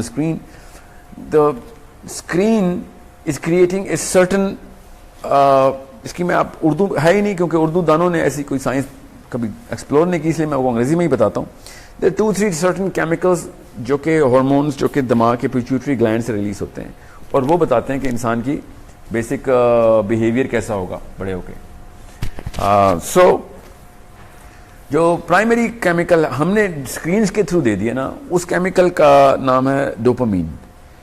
और डोपामीन का कोई ताल्लुक नहीं ना इंसानियत से, ना उसकी किसी भी किस्म की बका से, ना लोगों के लिए कोई काम करने की कोई ख्वाहिश पैदा हो। क्योंकि जब आप लोगों के लिए कोई काम करना चाहते हैं तो आपका ब्रेन जो है ना उस वक्त ऑक्सीटोसिन सेंटर्स ओपन होते हैं, ठीक है, क्योंकि वो chemical of care and sacrifice and giving का केमिकल है वो। Dopamine is a chemical of receiving. जब डोपामीन सेंटर स्क्रीन्स के थ्रू ओपन हो, ये माइक्रोवेव के थ्रू खाने पकते हों और कन्वीनियंस की एज में वो बस काउच पे बैठा हुआ हो और कोई काम ना करें, जो कि आपके बच्चे हैं इस वक्त, हम सब के बच्चे के आराम तलब हो गए हैं, बच्चे लेजी हो गए हैं। वो इसलिए क्योंकि स्क्रीन्स के थ्रू दिस सडन फुलफिलमेंट के बटन दबाया 3G में तो डेटा ऑन हो गया उसका, हम उस बच्चे को कोई काम नहीं करने दे रहे, ना 3G 4G उसको कोई काम करने दे रहा है, ना उसको कोई घर वाले काम करने दे रहे हैं कि तुम बैठो, हर चीज फिल उसी वक्त फिल फॉरवर्ड पहुंच जाया करेगी आप तक, ठीक है। जैसे क्लिक किया तो प्रोग्राम ऑन हो गया, ये चीज चाहिए तो वो डाउनलोड कर ली उसने। और स्क्रीन में और क्या होता है, गेम डाउनलोड हो गई, गेम खेलना शुरू हो गया, और गेम की जो स्टेजेस पार करने की जो सेंस होती है वो भी डोपामीन क्रिएट करती है। गेम इसलिए तो हमें पसंद है क्योंकि डोपामीन की खास एडिक्शन होती है। डोपामीन बाय द वे हर नशा आवर जो दवाई है ना उसमें वो खुमर में डोपामीन होती है, अल्कोहल से लेके चर्स से लेके हीरोइन कोकीन, वो डोपामीन के गोलियां होती हैं। आप अपने बच्चों को डोपामीन डायरेक्ट हाथ में ला के दे रहे हैं, इससे तो बहुत बेहतर था कि कोकीन ला देते, एटलीस्ट बच्चे को पता तो होता कि गलत किस्म के माँ बाप है। सो होता क्या है, वो डोपामीन एडिक्शन हो रही है उसकी, क्योंकि dopamine is an addictive chemical, और फिर वो सारी उम्र एडिक्टेड रहता है। इसलिए सेलफोन नहीं छोड़ी वो, क्योंकि डोपामीन सेंटर्स जो है ना वो प्राइमरी फंक्शन कर रहे हैं उसका। ब्रेन को बस ये समझ लें एक फ्लूइड मैकेनिज्म है, और जब कोई चीज की आदत होती है ना, उनके पाउंड जो डोपामीन सेंटर्स हैं वो सामने खुलेंगे, तो फिर वो उसको हर वक्त डोपामीन की तलब रहेगी। इसलिए आपके बच्चे फेसबुक के ऊपर लाइक्स की तलाश में जिंदगी गुजार रहे हैं, आप भी, हम भी। और कोई चीज उनको डिप्रेशन में जाते हैं जब उनकी कोई पिक्चर सेल्फी लेते हैं तो हर वक्त अपलोड करके लाइक्स चेक कर रहे होते हैं। आपको आसान सी से बता दूं, एक हीरोइन के एडिक्ट जब हीरोइन का टीका लगाता है, उसको जो पहली शॉट में डोपामीन मिलती है ना दिमाग में, जितनी डोपामीन मिलती है वो एग्जैक्ट अमाउंट डोपामीन की उतनी है जितनी एक 16 साल के लड़के लड़की को इस वक्त बीकन हाउस के क्लासरूम में बैठ के सेल्फी ली है उसने, और उसको जो पहली लाइक मिलने पे डोपामीन मिलती है ना, वो उतनी है जितनी कि उसको वो चर्च के सिगरेट में एक कच लिया, हीरोइन का पहला टीके का शॉट लगा और सेल्फी के ऊपर लाइक आ गई। Exact amount of dopamine. इस लेवल पे हम अपने बच्चों को डोपामीन दे रहे हैं, और dopamine is a selfish chemical, वो सिर्फ अपने लिए मिलता है। जब तक आपको डोपामीन चाहिए, आपको आपके भाई को फर्स्ट आने के ऊपर जो अवार्ड मिलता है ना, वो आपको डोपामीन नहीं देता, वो एक और केमिकल, उसको सेरोटोनिन कहते हैं, ठीक है। सो आपको जब तक खुद को चीज मिल रही है तब तक आप डोपामीन मिल रहे हैं, और डोपामीन का एडिक्ट इतना सेल्फिश हो जाता है। और आपके बच्चे, हम सब के बच्चे देखें, हर चीज अपने प्लेजर के लिए कर रहे हैं, क्योंकि दैट्स द डोपामीन। उसकी फर्स्ट टेंडेंसी हो गई डोपामीन सेंटर खोलना। अब उसको प्रॉपर थेरेपी की जरूरत है, तब कहीं जाके उसके ऑक्सीटोसिन सेंटर खुलेंगे, जब लोगों को देना शुरू करेगा। जब अब्दुल सत्तार ईदी की माँ कहती है ना बचपन में कि बेटा ये 2 आने, एक तेरे लिए और एक लोगों को देने के लिए तुझे दे रही हूं, तो वो उसको पहले से ही उसने ऑक्सीटोसिन सेंटर ऑन कर दिए थे उसकी माँ ने।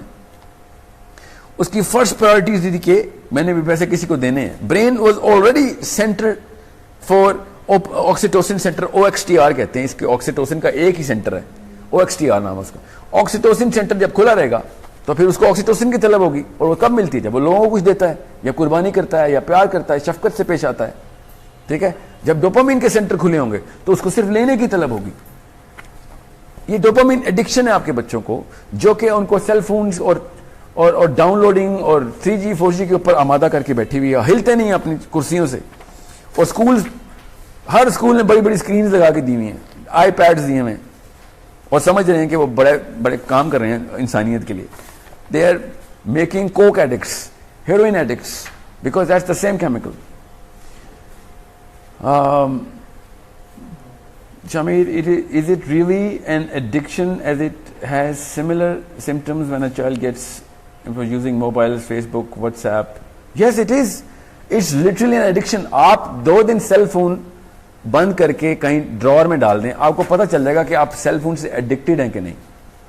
ठीक है, एक मीटिंग नहीं पूरी अटेंड कर सकता कोई आजकल का प्रोफेशनल जब तक उसको सेल फोन नजर ना आ रहा हो। हर वक्त अपडेट चाहिए। वो डोपामिन की एडिक्शन है, सेंटर खुला हुआ है।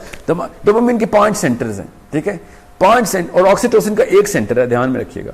खुद सोच लें फिर डोपामिन की एडिक्शन कितनी लीथल है। ऑक्सीटोसिन के लिए मेहनत करनी पड़ती है उस सेंटर को ओपन करने के लिए। डोपामिन के 5 में से कोई ना कोई खुला ही रहता है। ठीक है, dopamine is not a bad chemical अगर बैलेंस डोज मिल रही है उसकी। ठीक है, सेंस ऑफ अचीवमेंट चाहिए हमें, मगर सेंस ऑफ फुलफिलमेंट है ना। मैं आपको आसान उर्दू में बता देता हूं। मजा और सुकून 2 अलग अलग दुनियाएं हैं। दुनिया में हर इंसान सुकून चाहता है। मजे की एक खास हाफ लाइफ होती है, खत्म हो जाता है। जितनी मर्जी बड़ी ट्रॉफी लें, 10 मिनट बाद नहीं मजा आता उसका। ठीक है, जब चीज वो मिल रही होती है तब मजा आता है। दुनिया में हर माँ इस वक्त अपने मजे पूरी कर रही है कि मैं फिल्म में लेके जाऊं, मैंने फिल्म देखनी है, मुझे अपना टाइम चाहिए, अपने मजे। मजा इज डोपामीन, ध्यान में रखिएगा। और फुलफिलमेंट, सुकून, ऑक्सीटोसिन, ये सिंपल केमिकल्स हैं। ठीक है, 2 केमिकल्स हैं, वेसोप्रेसिन एंड ऑक्सीटोसिन। मैं इस वक्त एक सिंपल करके बता रहा हूं। देने में जो देखें आसान सी बात है, फलसफा बता देता हूं रिलीजियसली भी। हक, मेरी जो राइट्स है ना वो मुझे मिल जाए ना, जो आजकल दौड़ है, हर बंदे को अपनी राइट्स चाहिए। जब आपका हक पूरा होता है आपको डोपामिन मिलती है, और जब आप फर्ज पूरा करते हैं तो आपको ऑक्सीटोसिन मिलती है। तो फराइज पूरा करके सुकून मिलता है, हक मिलने से सुकून नहीं मिलता। हक मिलने से मजा आता है बस, फिर अगले हक की लिस्ट आ रहती है, आपकी राइट्स की लिस्ट खत्म थोड़ी होती है। फिर जब आप फराइज पूरे करते हैं ना तब आपको ऑक्सीटोसिन मिलती है। इस चीज की ट्रेनिंग देनी है आपने अपने आप को, अपने as a mother, as a father, तब कहीं जाके बच्चे ग्रेटनेस की तरफ आएंगे। ऐसे थोड़ी हो जाएगा काम। ठीक है, तो ये साइंस आपको सीखनी पड़ेगी। फिजियोलॉजी लेवल 1 का ही कोर्स करवाना पड़ेगा, और ये करना पड़ेगा हर एक को। हम कर रहे हैं, हमारे सोर्स कोड का एक मिशन में पेरेंट जो है ना हमारा 30% पिलर है, मगर you need to be serious to attend those kind of sessions. Okay, Sadia, she's asking me itne questions. I'm not going to take all of them. We'll do another episode because it was such a serious topic. I cannot just summary deke just skim through it. हालांकि मैंने अभी I haven't even touched the actual science and the deep the intensity of the problem and the criticality. Sadia, she says how to nurse a child without spoiling him.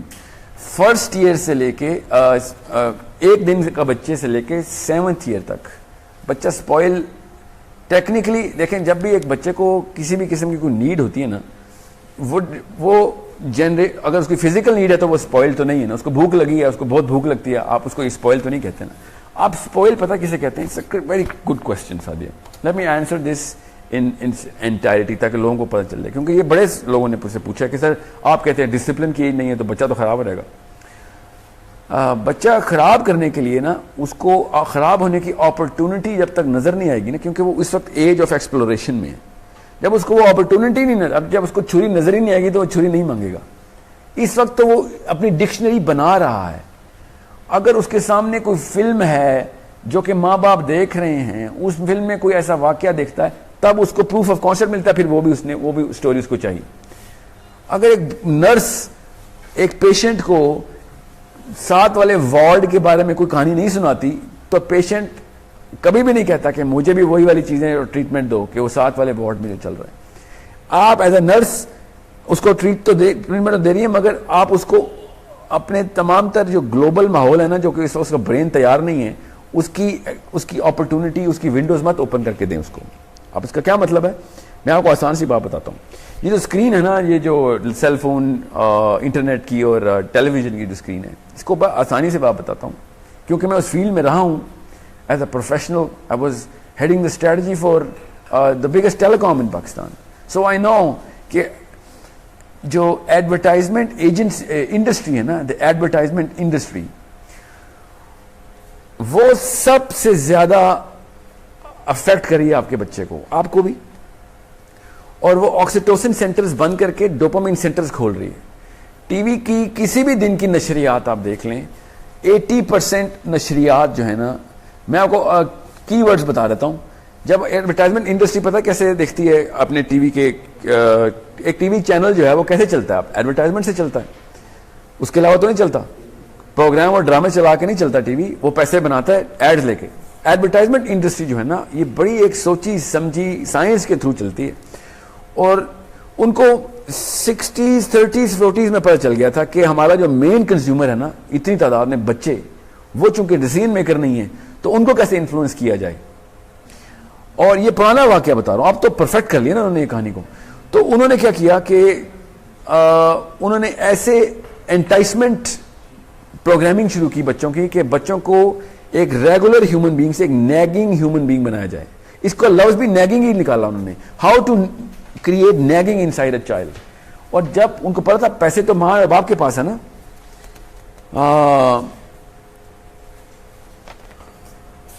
तो उस मां से पैसे निकलवाने के लिए इतनी बड़ी कंज्यूमर बेस को उन्होंने नैगिंग सिखाई फिर।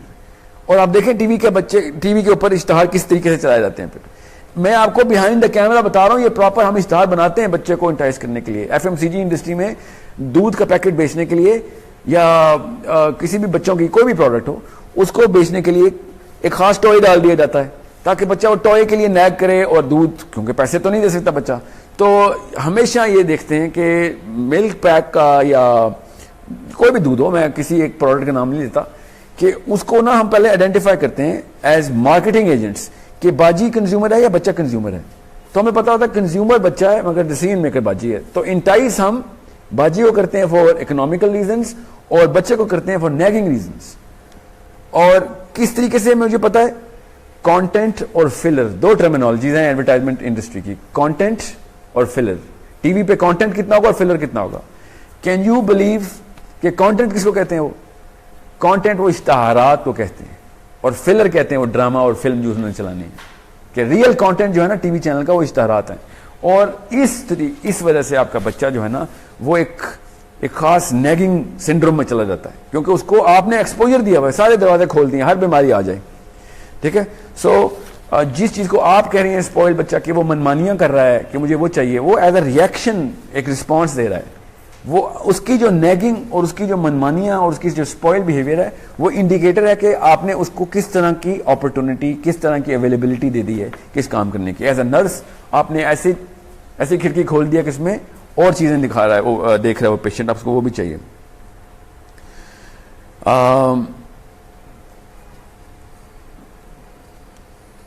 Okay, there's so many questions. Hamna Bilal, is feeding a child almonds? जी हाँ, हर चीज़ खिलाएं बच्चे को। देखें, मैं nutrition, I do not know the nutritional value of every food element. I do not know that science. You'll have to see. But ये याद रखिएगा कि जो पूरी की पूरी बैलेंस डाइट बच्चे को जानी चाहिए। आई am not talking about infancy, of course 8-9 साल 10 साल में उसको हर चीज़ खिलाएं। ये जो नया दौर चला ना कि फैट हटा दें और प्रोटीन्स लेके आए, brain requires more fat in the diet than your proteins. Okay, बच्चे को इस तरह के ये पेरिस हिल्टन डाइट के ऊपर अपने बच्चों को मत डालें। Okay, do not go into that sort of disease. Your child needs proteins, carbohydrates, fats, all sorts of food elements जो कि उस वक्त आपको इस वक्त खिला सकते हैं, उसको खिलाएं। मुझे इस सवाल का जवाब नहीं आता कि बादाम खाने से क्या उसकी बादाम में क्या न्यूट्रिशनल वैल्यू है। Okay, please have more details on professional sessions on interested parents, or you need more details for interested parents. We can have customized sessions. We are having sessions with parents. They're not just counseling sessions, they're training sessions. We have a very big branch of source code जो कि सिर्फ parental training sessions करती है और वो इसी science के ऊपर करती है. Rabia, can dopamine be the source of oxytocin? No, Rabia, dopamine can never ever be. One chemical is not the source of other chemical. इसके सेंटर्स ही अलग हैं. ये समझ लें कि जो चीज़ मैंने दाएं हाथ से उठाई है वो मैं बाएं हाथ से नहीं उठा रहा क्योंकि मैंने उठा लिया वो. ओके, सेंटर जब लॉक एंड की प्रिंसिपल कहते हैं इसको साइंस में कि जिस चीज़ की चाबी है और जिस ताले की उसी ताले को खोलेगी. जब ऑक्सीटोसिन का OXTR सेंटर खुलेगा तो ऑक्सीटोसिन रिसीव होगी उसमें. डोपामीन के D1, D2, D3, D4, D5 और इसमें D1 में D1A, D1B सेंटर्स हैं. ठीक है, टोटल 7 बनते हैं मगर 5 मेन सेंटर्स हैं. वो ऑक्सीटोसिन रिसीव नहीं कर सकते. Oxytocin centres only receive oxytocin and dopamine centres only receive dopamine. ये जो अपने मजे पूरे करने की जो हमें पूरी की पूरी ख्वाहिश है ना, as a mother, as a father, I need my own time as well. और मैं करियर वुमन हूं, मैं करियर फादर हूं. ओ माय गॉड, आपका करियर सबसे ज्यादा एज अ पेरेंट था. शादी क्यों की थी फिर अगर आपने करियर ही करना था? आप कर लिए, आपके जिम्मे आ गए बच्चे. अब आपको बैलेंस करना है अपने बच्चों को, अपनी फैमिली को, और फिर अगर कोई टाइम बचता है तो उसके ऊपर करियर लेके आए. Okay, so I no I am out of time. Rabia, very good question. Dopamine cannot be the source of oxytocin. Oxytocin is a giving chemical, dopamine is a receiving chemical. और दो ही तरह के लोग हैं दुनिया में, देने वाले और लेने वाले. ठीक है. So Nusrat, Sahil, should we do the training ourselves as a modern parent? What should be the goals of today's parents because we receive different inputs from society. ठीक है, as a parent you have to first isolate yourself from the society. इस वक्त जो गंद चल रहा है, जो जो जो इस वक्त टेक्निक्स चल रही हैं बच्चों को पालने की, वो तो आप देख लें. बच्चों को आप मेड्स के हवाले कर दें और आप समझ लें और कि बच्चे को ऑक्सीटोसिन मिल रही है. बच्चे को ऑक्सीटोसिन सिर्फ अपनी माँ और बाप से मिल सकती है. ये डिज़ाइन है ह्यूमन बींग्स का. ओके, बच्चा जब देगा मेड को कोई चीज़ गिफ्ट के तौर पे तब बच्चे को ऑक्सीटोसिन मिलेगी. जो मेड है वो अगर ऑक्सीटोसिन एजेंसी बन गई आपके बच्चे की तो बहुत ही बड़ा, इससे अफसरदा कोई वाकया नहीं है दुनिया में. उसने अपनी माँ बदल ली है फिर. ओके, क्योंकि हो सकता है ऐसे, मगर I am sure maids are not all giving to the child. वो अपना ड्यूटी पूरी कर रही है. करियर वुमेन है वो आपकी मेड्स. आपने मेड्स के हवाले कर दिया बच्चे को. ठीक है, वो डोपामीन के लिए काम करती है, तनख्वाह चाहिए उसको. और जो वाकयात हो रहे हैं डे केयर में, जरा गूगल करके देखें, आपको पता चले कि किस तरह कौन सा केमिकल देती हैं वो बच्चों को. ठीक है, जिस लेवल का टॉर्चर डे केयर कर लेता है ना बच्चे को, अपनी नीयत से नहीं. नीयत वाले तो खैर हैं ही कुछ खबीस लोग जो अपनी नाअहली से कर रहे हैं. उनको पता नहीं है साइंस का. डे केयर तो खोली है उन्होंने, उनको ये नहीं पता कि scientifically it's not possible to raise a child if it's not your own because of the difference of chemical, and if someone is, then he has to be doing it full time solo. Okay, Nusrat, because आपको मैंने question में आपको answer बड़ा simple कर दूं. Society से मत सीखें कि पेरेंट्स क्या होते हैं, किताबें खोलें. Sadia, what do you do if you are living in a joint family? Well, do not ever break the joint of the family first and foremost. Okay, जो पेरेंट जो आपने अपने बच्चे के साथ करना है वो अपने शौहर के फैमिली के जो बाकी के बच्चे हैं उनके साथ भी वो ट्रीटमेंट करें. आपका बच्चा रिफ्लेक्ट कर रहा होता है और जैसे उसको पता चलेगा मुझे स्पेशल ट्रीटमेंट मिल रही है और बच्चे को बुरी, तो उसने समझना है कि मैं दुनिया में आए इसलिए को मुझे स्पेशल ट्रीटमेंट मिले. अगर इक्वल ट्रीटमेंट मिल रही है बच्चों को, they have the sense of justice, then they will be raised up as people who are going to give justice. So ये भी एक्सपॉइलिंग वो हो सकता है रीजन. ओके, जॉइंट फैमिली का जॉइंट मत तोड़ें. जितने ज्यादा लोग होंगे, जितने ज्यादा एल्डर्स होंगे, उतना ज्यादा उसको क्लोजनेस मिलेगी, उतना ऑक्सीटोसिन सेंटर बड़ा होगा उसका. Okay, joint family is an amazing amazing gift for kids. हाँ, अगर सब इसी नीयत से बच्चे को पाल रहे हैं. जोया सर, जो बच्चे इन 3 स्टेजेस में रहकर 100% परफेक्ट परवरिश कर लें करके उनके परवरिश लेकर बड़े हों तो अब क्या करना चाहिए? अब जिम्मेदारी पूरी करनी चाहिए जोया. अगर आप इन तीनों स्टेजेस से ही गुजरी हैं तो फिर आप अपने घर को नहीं बचाएंगे, आप पूरी दुनिया को बचाने के इंतजाम करें. आपको अल्लाह ताला ने ये गिफ्ट दे दिया है. और ऐसे माँ बाप जो इन स्टेजेस से गुजारते हैं नियतन, उनसे बड़ा गिफ्ट क्या होना है। आप वो गिफ्ट लोगों को पहुँचाएँ और आपको पता चल जाएगा कि आपका दुनिया में आने का मकसद क्या, क्योंकि now you have a thinking brain. हम तो अपने पर्सपेक्टिव के अलावा किसी का पर्सपेक्टिव सोचने की ट्रेनिंग नहीं है ना, बचपन में माँ बाप ने नहीं दी थी, तो ये ही नहीं सोचते। अगर मैं आज किसी एक पार्टी को, नवाज शरीफ की तारीफ कर दूं, बुराई कर दूं, तो लोग कहते हैं तुम पीटीआई के हो, और इमरान खान की बुराई कर दूं तो तुम नवाज शरीफ के हो। बिकॉज पर्सपेक्टिव, दूसरे का पर्सपेक्टिव सोचने का वो 12वें साल से 16वें साल तक, 18वें साल तक वो जो ब्रेन फंक्शन था ना, वो सप्रेस कर दिया गया था कि नहीं बस ये या तो तू हमारे साथ है या फिर हमारा दुश्मन है। दूसरे का पर्सपेक्टिव को क्रिटिकल थिंकिंग कहते हैं। वो बच्चा उस वक्त मांग रहा होता है। डिलिब्रेशन एज के अंदर आप उसको, और ये जो 7 साल से 12 साल तक किए जाए, इसके अंदर आप उसको इस तरह के मौके देंगे। आपको, आप ट्रेनर्स हैं, प्रोफेशनल ट्रेनर जिस तरह कर सकता है ना, पैसे लेके करता है, आपको अल्लाह ताला ने जान के बदले ये काम करना है आपने। ओके, जान लगाएं इसके ऊपर। Shireen, at 5 years it's common to start Quran and also school studies. No, it's not common to start at 5 years. It's common, Shireen, to start at 3 years. 2.5 साल के बच्चे को कुरान हिफ्ज करा रहे हैं और 3 साल के बच्चे को नर्सरी में डाल रहे हैं। It's that's common. काश कि ऐसा होता कि 5 साल में स्कूल शुरू करते हैं। मेरा तो अपना साइंटिफिक व्यू आपको बता रहा हूँ। 7 साल से पहले बच्चा स्कूल में जाएगा तो आपने बच्चे को, आइंस्टाइन को आपने कोई सा एक आम सा बंदा सोच रहे हैं जिससे आप जरा उसकी लैक ऑफ इंटेलिजेंस की वजह से नफरत करते हैं, क्योंकि मैं आपका इमोशन ट्रिगर करना चाह रहा हूँ। आइंस्टाइन पैदा हुआ था, आपने वो वाला बंदा बना दिया उसको, जो भी आपको नहीं पसंद। ठीक है, 5, 6, 7 साल में बहुत क्रिटिकल डेवलपमेंट हो रही है उसकी। ओके, अल्लाह ताला ने कह दिया 7 साल से पहले नमाज नहीं पढ़ानी, आपने उसको लेकिन जरूर सब कुछ पढ़ाना है ना। अल्लाह को बेहतर पता है, आपको बेहतर पता है। ठीक है, तो आप उसको नर्स करें, उसको अपॉर्चुनिटी टू एक्सप्लोर दें। कुरान पाक की वैल्यूज जो है ना, उसकी कोई डेमोन्स्ट्रेशन बेशक शुरू कर दें 7वें, 5वें, 6वें साल में, मगर don't put pressure on his brain के इसी लाइन में रहना है आपने। ठीक है, कुरान पाक का तोहफा उसको तब चाहिए जब उसको कुरान पाक की एसेंस नजर आना शुरू हो। वो एक्सप्लोरेशन एज में नहीं नजर आएगी, वो फैसिलिटेशन एज में देंगे आप उसको। After the 7th year Quran should be top priority. ठीक है, आपको अगर अल्लाह ताला के दीन को पहुंचाना है अपने तक, अपने बच्चे तक, तो कुरान क्यों सिखा रहे हैं?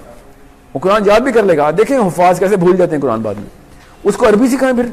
इस वक्त तो 2.5 साल में कुरान पाक हिफ्ज करता है। 6 महीने में जो अरबी सीख लेगा ना, वो यमन में नहीं बोली जाती होगी, वो नहीं, लेकिन सिखानी आपने। कुरान पाक वो रट्टा मारेगा और फिर भूल जाएगा। एक दफा उसको आपने अरबी सिखा दी ना, फिर आप देखें आप कहां से कहां पहुंचाता है बच्चा आपको। फिर अब्दुल्ला बिन मसूद बड़ा होगा आपके घर में। अभी खाली अब्दुल्ला और खाली मसूद बड़े होते हैं जी। उम्मे Ayman, what to do in the age of is in the case of single parent, how can she work and nurse? She has, सबसे जरूरी सवाल है। अल्लाह ताला का करम है कि इतना अमूमी केस नहीं है ये कि पाकिस्तान में या दुनिया में ज़्यादातर जो इंस्टीट्यूट फैमिली का जो सिंगल यूनिट है माशरे का, वो सिंगल पेरेंट के ऊपर है। आजकल हमने कर दिया है, वर्किंग फादर घर ही नहीं आता, सुबह जाता है रात को 12 बजे आता है, बच्चे सोए होते हैं। वर्किंग मदर है, दोनों माँ बाप में मौजूद हैं, तब की बात बता रहा हूँ। तो वो सिंगल पेरेंट ही हैं या मेड्स पाल रही हैं आजकल बच्चों को। इन केस के अगर एक माँ है और माँ जो है वो उसकी तलाक हो गई है, शोहर फौत हो गया है, उसने बच्चे पालने हैं, तो अल्लाह ताला उसको आसानी अता करे। ये बहुत ही बड़ा दर्जा उसका। उसको चाहिए कि अपने ना करियर पर्सपेक्टिव को श्रिंक कर ले अभी, और सिर्फ इतना करियर के ऊपर फोकस करें कि जितना वो वक्त बच्चे से नहीं छीन रही। ठीक है, क्योंकि उसका इस वक्त जिम्मा है, बटा हुआ है। सो just right now, yes, please, you can play this video anywhere. I will be honored if you guys are spreading this message across. This mic was never working, right? Shaheen Ahmed Saab, I'm assuming it's Dr. Shaheen, but please आप ये video को play कीजिए, बल्कि बार बार play कीजिए और ख़ुद भी बनाएं और आगे पहुँचाएं। वापस आता हूँ मैं। इवन आपका क्वेश्चन था सिंगल मदर या single father. If they doing things right, they will have a tougher time. They have a tougher time मुश्किल काम करेंगे, वो मुश्किल है उनके ऊपर, बड़ी मुश्किल है, मगर फिर कॉम्प्रोमाइज़ तो नहीं है इसमें। आप बच्चे को नहीं कॉम्प्रोमाइज़ कर सकते, कोई और नौकरी शुरू कर दें जिसमें कम वक्त लग रहा है, इस प्रायोरिटी बच्चा है आपकी, जो मर्जी हो जाए। बच्चे को मेड्स के हवाले मत कीजिएगा, मेड्स और उनका काम भी नहीं है, और कर भी रहेंगे तो वो सही ऐसे तरीके से नहीं कर सकते। अल्लाह ताला ने डिज़ाइन में आपके डाल दिया है, आपका केमिकल मेकअप चेंज हो चुका है एज अ मदर। जैसे ही आप माँ बनती हैं आपके ऑक्सीटोसिन सेंटर्स एनहेंस हो चुके होते हैं। योर डेली डोज, बच्चे को देख के माँ की जो खुशी आती है ना, वो क्यों आती है? उसका डिज़ाइन चेंज हो गया, किसी और के बच्चे को देख के तो नहीं आती, ठीक है। सो बाप के साथ भी ऐसे ही होता है। सो मेड को भी वही खुशी आ रही है जो आपको अपने मोहल्ले के बच्चे देख के आती है। आपके मोहल्ले का बच्चा और आपका बच्चा किसी मुसीबत में गिरने वाले होंगे ना, तो आप अपने बच्चे को बचाएंगे ना, फर्स्ट रिफ्लेक्स है, क्योंकि आपका डिज़ाइन बन गया। आपकी मेड दोनों के बच्चे को नहीं बचाएगी, ठीक है। तो यही है, आप जितने मर्जी पैसे दे दें उसको, शीज, और ऊपर से मेड को भी ट्रेन करें ना आप, इन 3 स्टेजेस के ऊपर मेड की भी ट्रेनिंग करें, तो फिर देखते हैं, फिर ठीक है, फिर कर लें आप। अगर आपकी काम वाली ये नर्सिंग भी करती है, फैसिलिटेशन भी करती है और डिलीबरेशन भी करती है, तो फिर मेड ही पाले, आप ना पालें, ठीक है। Fasiya, I personally feel that teaching is the job of a mother which she hands over to teachers. Fasiya, amazing perspective. बच्चे का फुल टाइम ट्रेनर जो है ना वो उसकी माँ है, और पार्ट टाइम ट्रेनर जो है ना वो उसकी उस्तानी और उस्ताद है। आप खुद देख लें, बच्चा अगर फेल हो रहा है ना तो फिर वो फुल टाइम ट्रेनर को पहले पकड़ें, और अगर वो पास हो रहा है तो फुल टाइम ट्रेनर की वो है जीत है, ठीक है। मगर किस चीज़ में फेल और पास हो रहा है, ये प्रायोरिटी आपकी होनी चाहिए, ठीक है। और Rabia Hasan, what did you find सुकून इन, ओके, रबिया कह रही हैं कि किसी को सुकून और मज़े में फ़र्क ना पता और वो समझते हो कि मज़ा आने को ही सुकून कहते, तो फिर वो उसके फ़लसफ़े में मसला है, उसको तौबा करनी चाहिए कि सुकून को मज़ा समझ रहा हो। अगर उसकी देखें, मज़े की सिंपल है ना, क्योंकि साइंस है इसके पीछे। डोपामीन की हाफ लाइफ और विड्रॉल जो है ना वो 4 से 6 मिनट है, ख़ास मिकदार की बात बता रहा हूँ यूनिट में।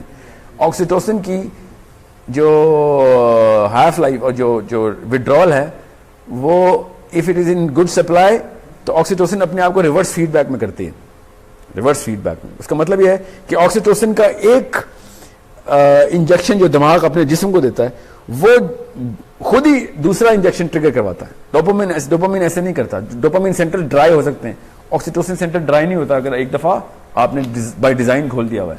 सो इसीलिए सुकून जिसको होता है वो सुकून में रहता है, और जिसको मज़ा आता है वो फिर ड्रॉप होता है उसका मज़े का साइकिल, फिर वो नई दवाई, फिर नई अचीवमेंट, फिर नई अचीवमेंट, और फिर इसीलिए तो पैसे की हिरस सुकून नहीं देती।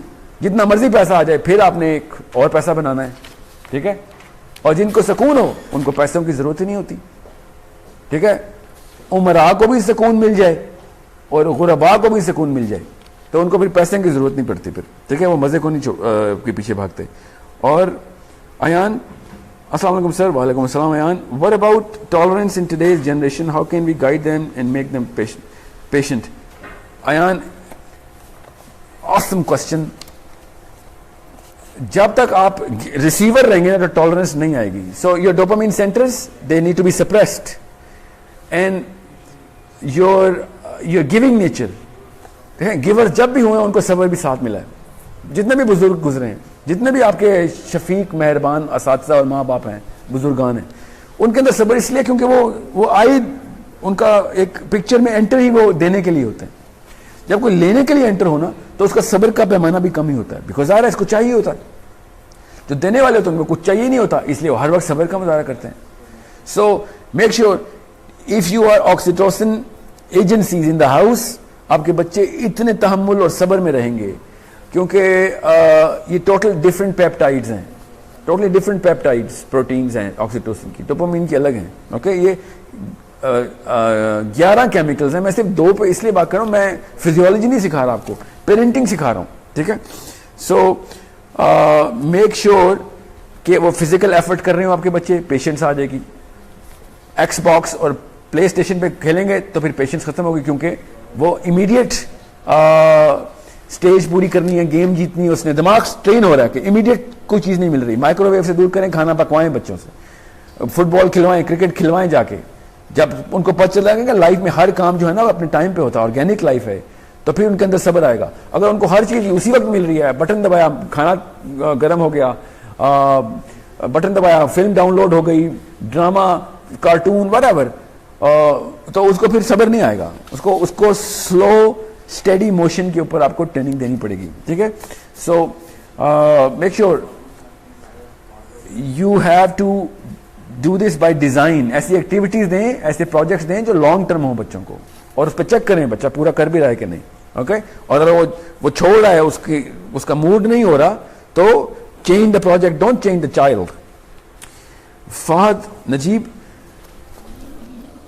which had more priority, putting the child first for hifz or in a reputed international school? What will be impact on child with respect to her age? Quran पाक हिफ्ज कराऊं बच्चे को या इंटरनेशनल स्कूल में डालूं? भैया इंटरनेशनल स्कूल में तो डालें ही ना, ठीक है, किसी भी इंटरनेशनल स्कूल में डालें। आपको मैं बता रहा हूं क्या कर रहे हैं, ठीक है। अगर आपको कुरान पाक हिफ्ज कराना है तो उसकी एक खास एज है, उस पर जरूर हिफ्ज करा दें, मगर जिस एज में आप कुरान पाक हिफ्ज करना चाह रहे हैं उसमें उसको अरबी सिखा दें, ठीक है। मैं ये उन लोगों के लिए कह रहा हूं जो बहुत सीरियस ले रहे हैं अल्लाह ताला के दीन को, उनको अरबी क्यों नहीं सिखाते? इमाम शाफई रहमतुल्लाह का कौल है, बड़ी डायरेक्ट हदीस है कि अरबी जो है ना वो हर मुसलमान पे वाजिब है। कुरान पाक किसी भी बंदे से पूछ लें, उसको कुरान पाक तो याद होगा, अरबी नहीं पता होगी।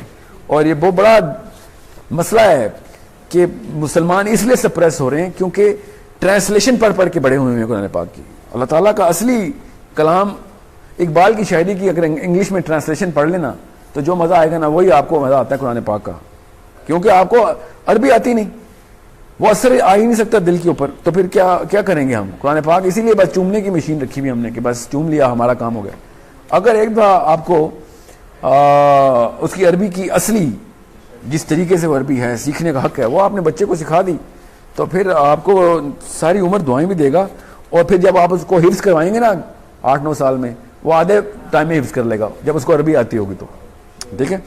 सो इंटरनेशनल स्कूल को तो अल्लाह माफ़ी, जितना दूर रहें उतना करीब। उसका सोल्यूशन क्या है अभी मेरे पास वक्त नहीं, मैं बताऊंगा इंटरनेशनल स्कूल का पैरेलल सोल्यूशन क्या है। बहरहाल इंटरनेशनल स्कूल में अगर आपने डाल भी दिए ना बच्चे, तो फुल टाइम आप पे फिर दुगनी जिम्मेदारी आ गई। उसको पहले धोया करें, वो जो डर्ट एंड फिल्थ लेके आता है, जो केमिकल रिएक्शन चेंज होते हैं उसको वापस ऑल्टर करें, वो फिर 6 घंटे उसमें लगाएं, फिर वापस अपनी मॉडलिंग पे लेके आएं, यही करना पड़ेगा आपको फिर, ठीक है।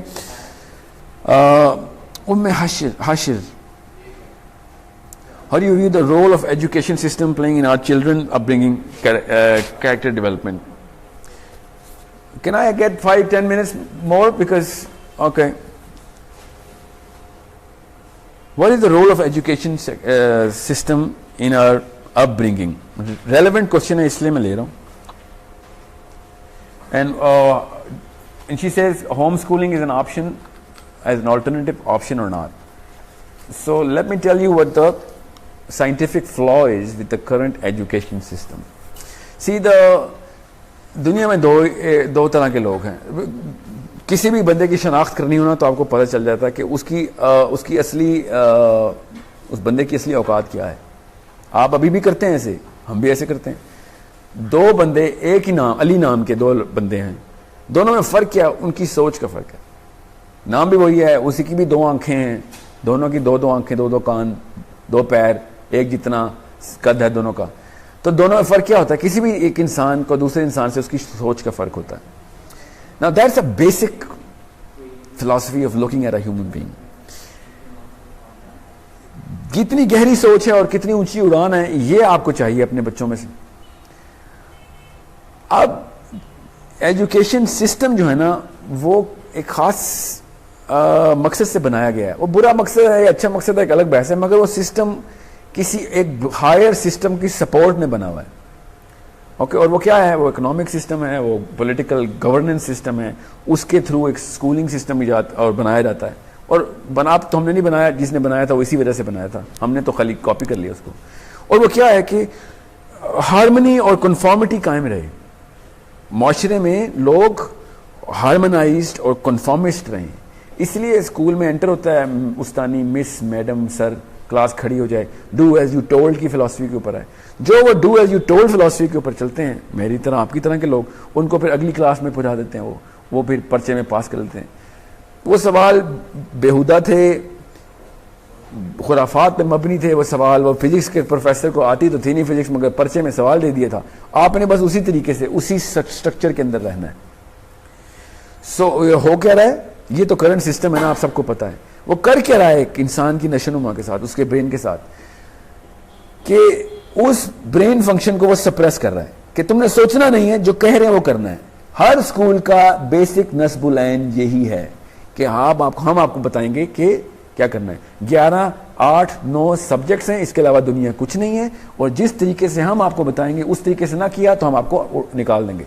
तो जो सोचने वाला बच्चा होता है ना, तो डाइवर्जेंट थिंकर, जिसको अल्लाह ने खुद सोचने की सलाहियत देती है, वो स्कूल में फिर मार खाता है, निकाल दिया जाता है, और वो फिर ड्रग्स में जाता है, और पता नहीं क्या बनता है, थग बन जाता है, व्हाटएवर, क्योंकि वो उससे वो हैंडल नहीं हो रही वो कन्फॉर्मिटी।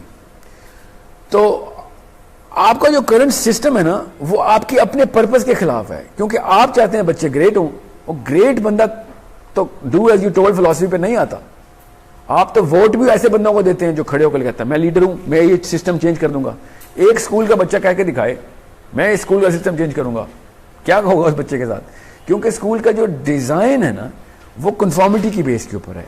वो उसके पीछे एक फिलॉसफी है, मगर you have to understand that philosophy itself is against the very desire that you have from your own children. Your creativity killer machine is the school. Your critical thinking killing machine is the school system. और वो इसलिए नहीं बनाए गए कि critical thinking खत्म की जाए, मगर कर रहे हैं। अब जिस बंदे ने भी बनाए थे उस वक्त शायद साइंस की तरक्की इतनी नहीं थी, या फिर वो उनको पता नहीं था कि कुरान पाक ने किस तरीके से कहा है कि वो सोचने वाले लोगों के लिए निशानी है, सोचने वाले लोगों के लिए निशानी है। अल्लाह ताला कही जा रहे हैं बार बार कि क्यों सोचते क्यों नहीं हो, गौर क्यों नहीं करते हो। जब मैं सोचना शुरू करता था तो मुताला पाकिस्तान की मैडम थप्पड़ लगा देती थी, फिजिक्स के प्रोफेसर से सवाल करता था। मैं आपको अपनी केस स्टडी लिटरली बता रहा हूं, मेरे पास इस वक्त इतना वो आ गया है ना सैंपल स्कूल्स में जो हम कर रहे हैं। मेरे ये दोनों दाढ़े मेरे टीचर्स ने मार मार के निकाल दी हुई हैं, because I used to ask the questions. मेरे मुंह के ऊपर परमानेंट डेंट्स हैं, उस्तानियां मारती थी। और मैं क्या करता था, स्कूल को आग थोड़ी लगाता था, हाथ खड़ा करके मैडम ये ऑर्बिट का नाम KLM क्यों लिखा हुआ है, ABC क्यों नहीं लिखा हुआ आपने? वो जो इलेक्ट्रॉन और के जिस ऑर्बिट्स में घूमते हैं न्यूक्लियस के। थिंकिंग एबिलिटी को सप्रेस करने के लिए थप्पड़ आता था कि जो लिखा हुआ बस वो याद कर, KLM क्यों लिखा हुआ है पूछ रहा है। मतलब इस सिंपल से सवाल बच्चा करता होता ना, क्योंकि एक्सप्लोर कर रहा है वो, फिर उसने एसोसिएट करना है ना। मैं उस वक्त एसोसिएशन एज में था कि किससे एसोसिएटेड है, why, who came up with KLM, you know, the first orbit and the second orbit around the nucleus and the third in chemistry, in physics. So what I'm saying is, you have to understand your current education system is against the basic desire that you have for your own child, and that is for him to become a thinker. How can he raise the standard of thinking when he has no standards of thinking at all? The only thing he does is जो कर रहे हैं सब वही करना है, क्योंकि वो घर में भी वही देखता है, फिर स्कूल जाता है तो डंडे के साथ ट्रेनिंग होती है। You have to understand the seriousness of the matter. अगर ये आपकी कोई कमोडिटी के बारे में बात होती ना, किसी और घर के बारे में बात होती है, घर जल रहा होता, गाड़ियां महंगी हो रही होती या रियल एस्टेट के रेट, तो I could have taken a chance on this. आपकी सबसे कीमती चीज आपके बच्चे, और सबसे बड़ा जुल्म आपने किया उसी कीमती चीज के ऊपर। This is the biggest problem and the biggest irony in the planet right now. पूरे माशरे का सिंगल यूनिट एक हाउस होल्ड था, और सबसे ना अहल बंदा उस हाउस होल्ड को चला रहा है। और फिर human capital, 60% of Pakistan is youth, 100% of that 60% is getting trained through the worst possible model, outside the house and inside the house. And that's why we see no future. We see no future in the scientifically, the probability of Pakistan going good or bad, कोई intellectual level पे कोई भी नहीं सोच सकता कि पाकिस्तान में बेहतरी आएगी। क्यों? क्योंकि हम प्रैक्टिस करी जा रहे हैं वही वाली चीज़ की, और practice does not make perfect, practice makes permanent. वही गलत काम हमने प्रैक्टिस में डाला हुआ है, वही एक चक्का है जो घूमता है और प्रोडक्ट बाहर आ जाता है, फिर चक्का घूमता है, फिर प्रोडक्ट बाहर आता है। बस मज़ा पूरा करने के लिए दुनिया में आए, हम मज़े ही लेंगे, और मज़े पूरे नहीं होंगे तो लोगों को मारना शुरू कर देंगे। दो पैडिक्स से हम अंबिया से लेके साहबा से लेके सारे के सारे कौम हमारे हीरो बनाते हैं। बच्चा देखता है कि यार बच्चा वही करता है जो आप कर रहे हैं, बच्चा वो नहीं करता जो आप कह रहे हैं, तो वो कहते तो हम अल्लाह उसके रसूल की बातें करते हैं, हम डोपामीन प्रैक्टिस हैं करते हैं हम। मैं आपको एक और केमिकल बता दूं जाते जाते, क्योंकि 2 मिनट हैं। एक ख़ास केमिकल है, उसको कहते हैं कोर्टिजोल। वो प्रेशर फियर का केमिकल है, एंजाइटी होती है उससे। आपके बच्चों को इसीलिए ना एंजाइटी अटैक्स बहुत होते हैं, क्योंकि वो फियर डोपामीन, जब डोपामीन सेंटर खाली होता है तो कोर्टिजोल जो है ना, कोर्टिजोल नेचुरल सिस्टम में अल्लाह ताला की तरफ से वो ट्रिगर हो जाता है। वो फियर का केमिकल है, और हम बच्चों को जब तक डरा धमका के रखेंगे वो कोर्टिजोल भरा रहेगा उनके दिमाग में, और जब कोर्टिजोल आता है दिमाग का तो ग्रोथ खत्म हो जाती है। जिन बच्चों की कोर्टिजोल बेस्ड ट्रेनिंग हुई भी होती है उनके दिमाग के साइज छोटे होते हैं, लिटरली साइज ही छोटे होते हैं। ये एक्सपेरिमेंट्स के बाद रिजल्ट्स हैं, करोड़ों बच्चों के ऊपर एक्सपेरिमेंट्स किया गया है। जो डर सहमे हुए बच्चे हैं उनके दिमाग की कैपेसिटी कम है, क्योंकि कोर्टिजोल एंटी ग्रोथ हार्मोन है, इनहिबिटर है ग्रोथ का। नाखून बढ़ना बंद हो जाते हैं जब कोर्टिजोल दिमाग में होता है, बाल बढ़ना बंद हो जाते हैं, okay, because cortisol does not let you grow, and the brain if it is filled with cortisol all the time it will not let the brain grow, and that's why IQ कम होते हैं बच्चों के उन घरों में जिन घरों में हर वक्त बच्चों के सामने घर के मसले डिस्कस हो रहे हैं, माँ बाप आपस में लड़ाई करी जा रहे हैं और बच्चे देख रहे हैं, ठीक है। वो क्या नर्सिंग करेंगे, और पहले तो टीका लगा दिया उन्होंने एंटी ग्रोथ का। So be very very sure of how responsible you are, and admit it to yourself कि मैंने ये काम नहीं करना, क्योंकि फिर आपको रोना कम आएगा जब आपके बच्चे पार्लियामेंट हाउस तक पहुंच जाएंगे वही हरकतें करते करते, फिर आपके बच्चे जेलों तक पहुंच जाएंगे खुदा न खास्ता वही हरकतें करते करते, डबल खुदा न खास्ता ऑन द पार्लियामेंट हाउस। आपके बच्चे उसी तरह हैं, बच्चे हैं जो कि लोगों के इस वक्त कोट लखपत अडियाला जेल में, वो भी किसी के बच्चे ही थे, बस माँ बाप ने एक बस खुला छोड़ दिया। बस I'm going to wrap it up now by just saying something which I say every session. Nothing good ever happens to human beings automatically. You have to work for it. Nothing good will ever happen automatically. It has never happened automatically, ever. Okay? Be the most responsible person because you are in the most critical profession, which is parenting. Okay? We are going to take more questions on our inbox and our wall, and we're going to answer this in our next episode. We will have to continue this, of course, because question आए रहे और जिन लोगों के सवाल में answer नहीं कर सका, it was because of the time constraint.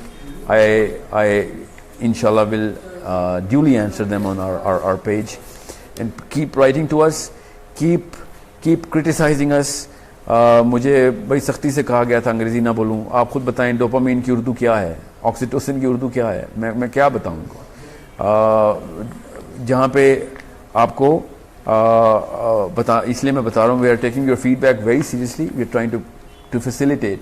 हमारा पर्पज़ अपनी जय जयकार कराना नहीं है, हमारा पर्पज़ आप सबकी बेहतरी है, अपनी भी बेहतरी है।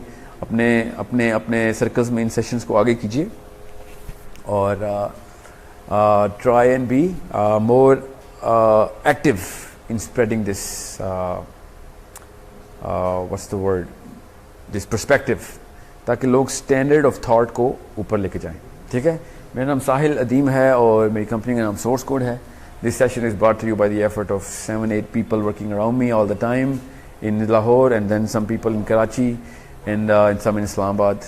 I'm very thankful to all of them for joining me in my purpose, making it worth every single second of this effort. Thank you so much. जारी रहेगा ये सिलसिला मुलाकात का, इस तरह की वर्चुअल मुलाकात का। अल्लाह हाफिज़।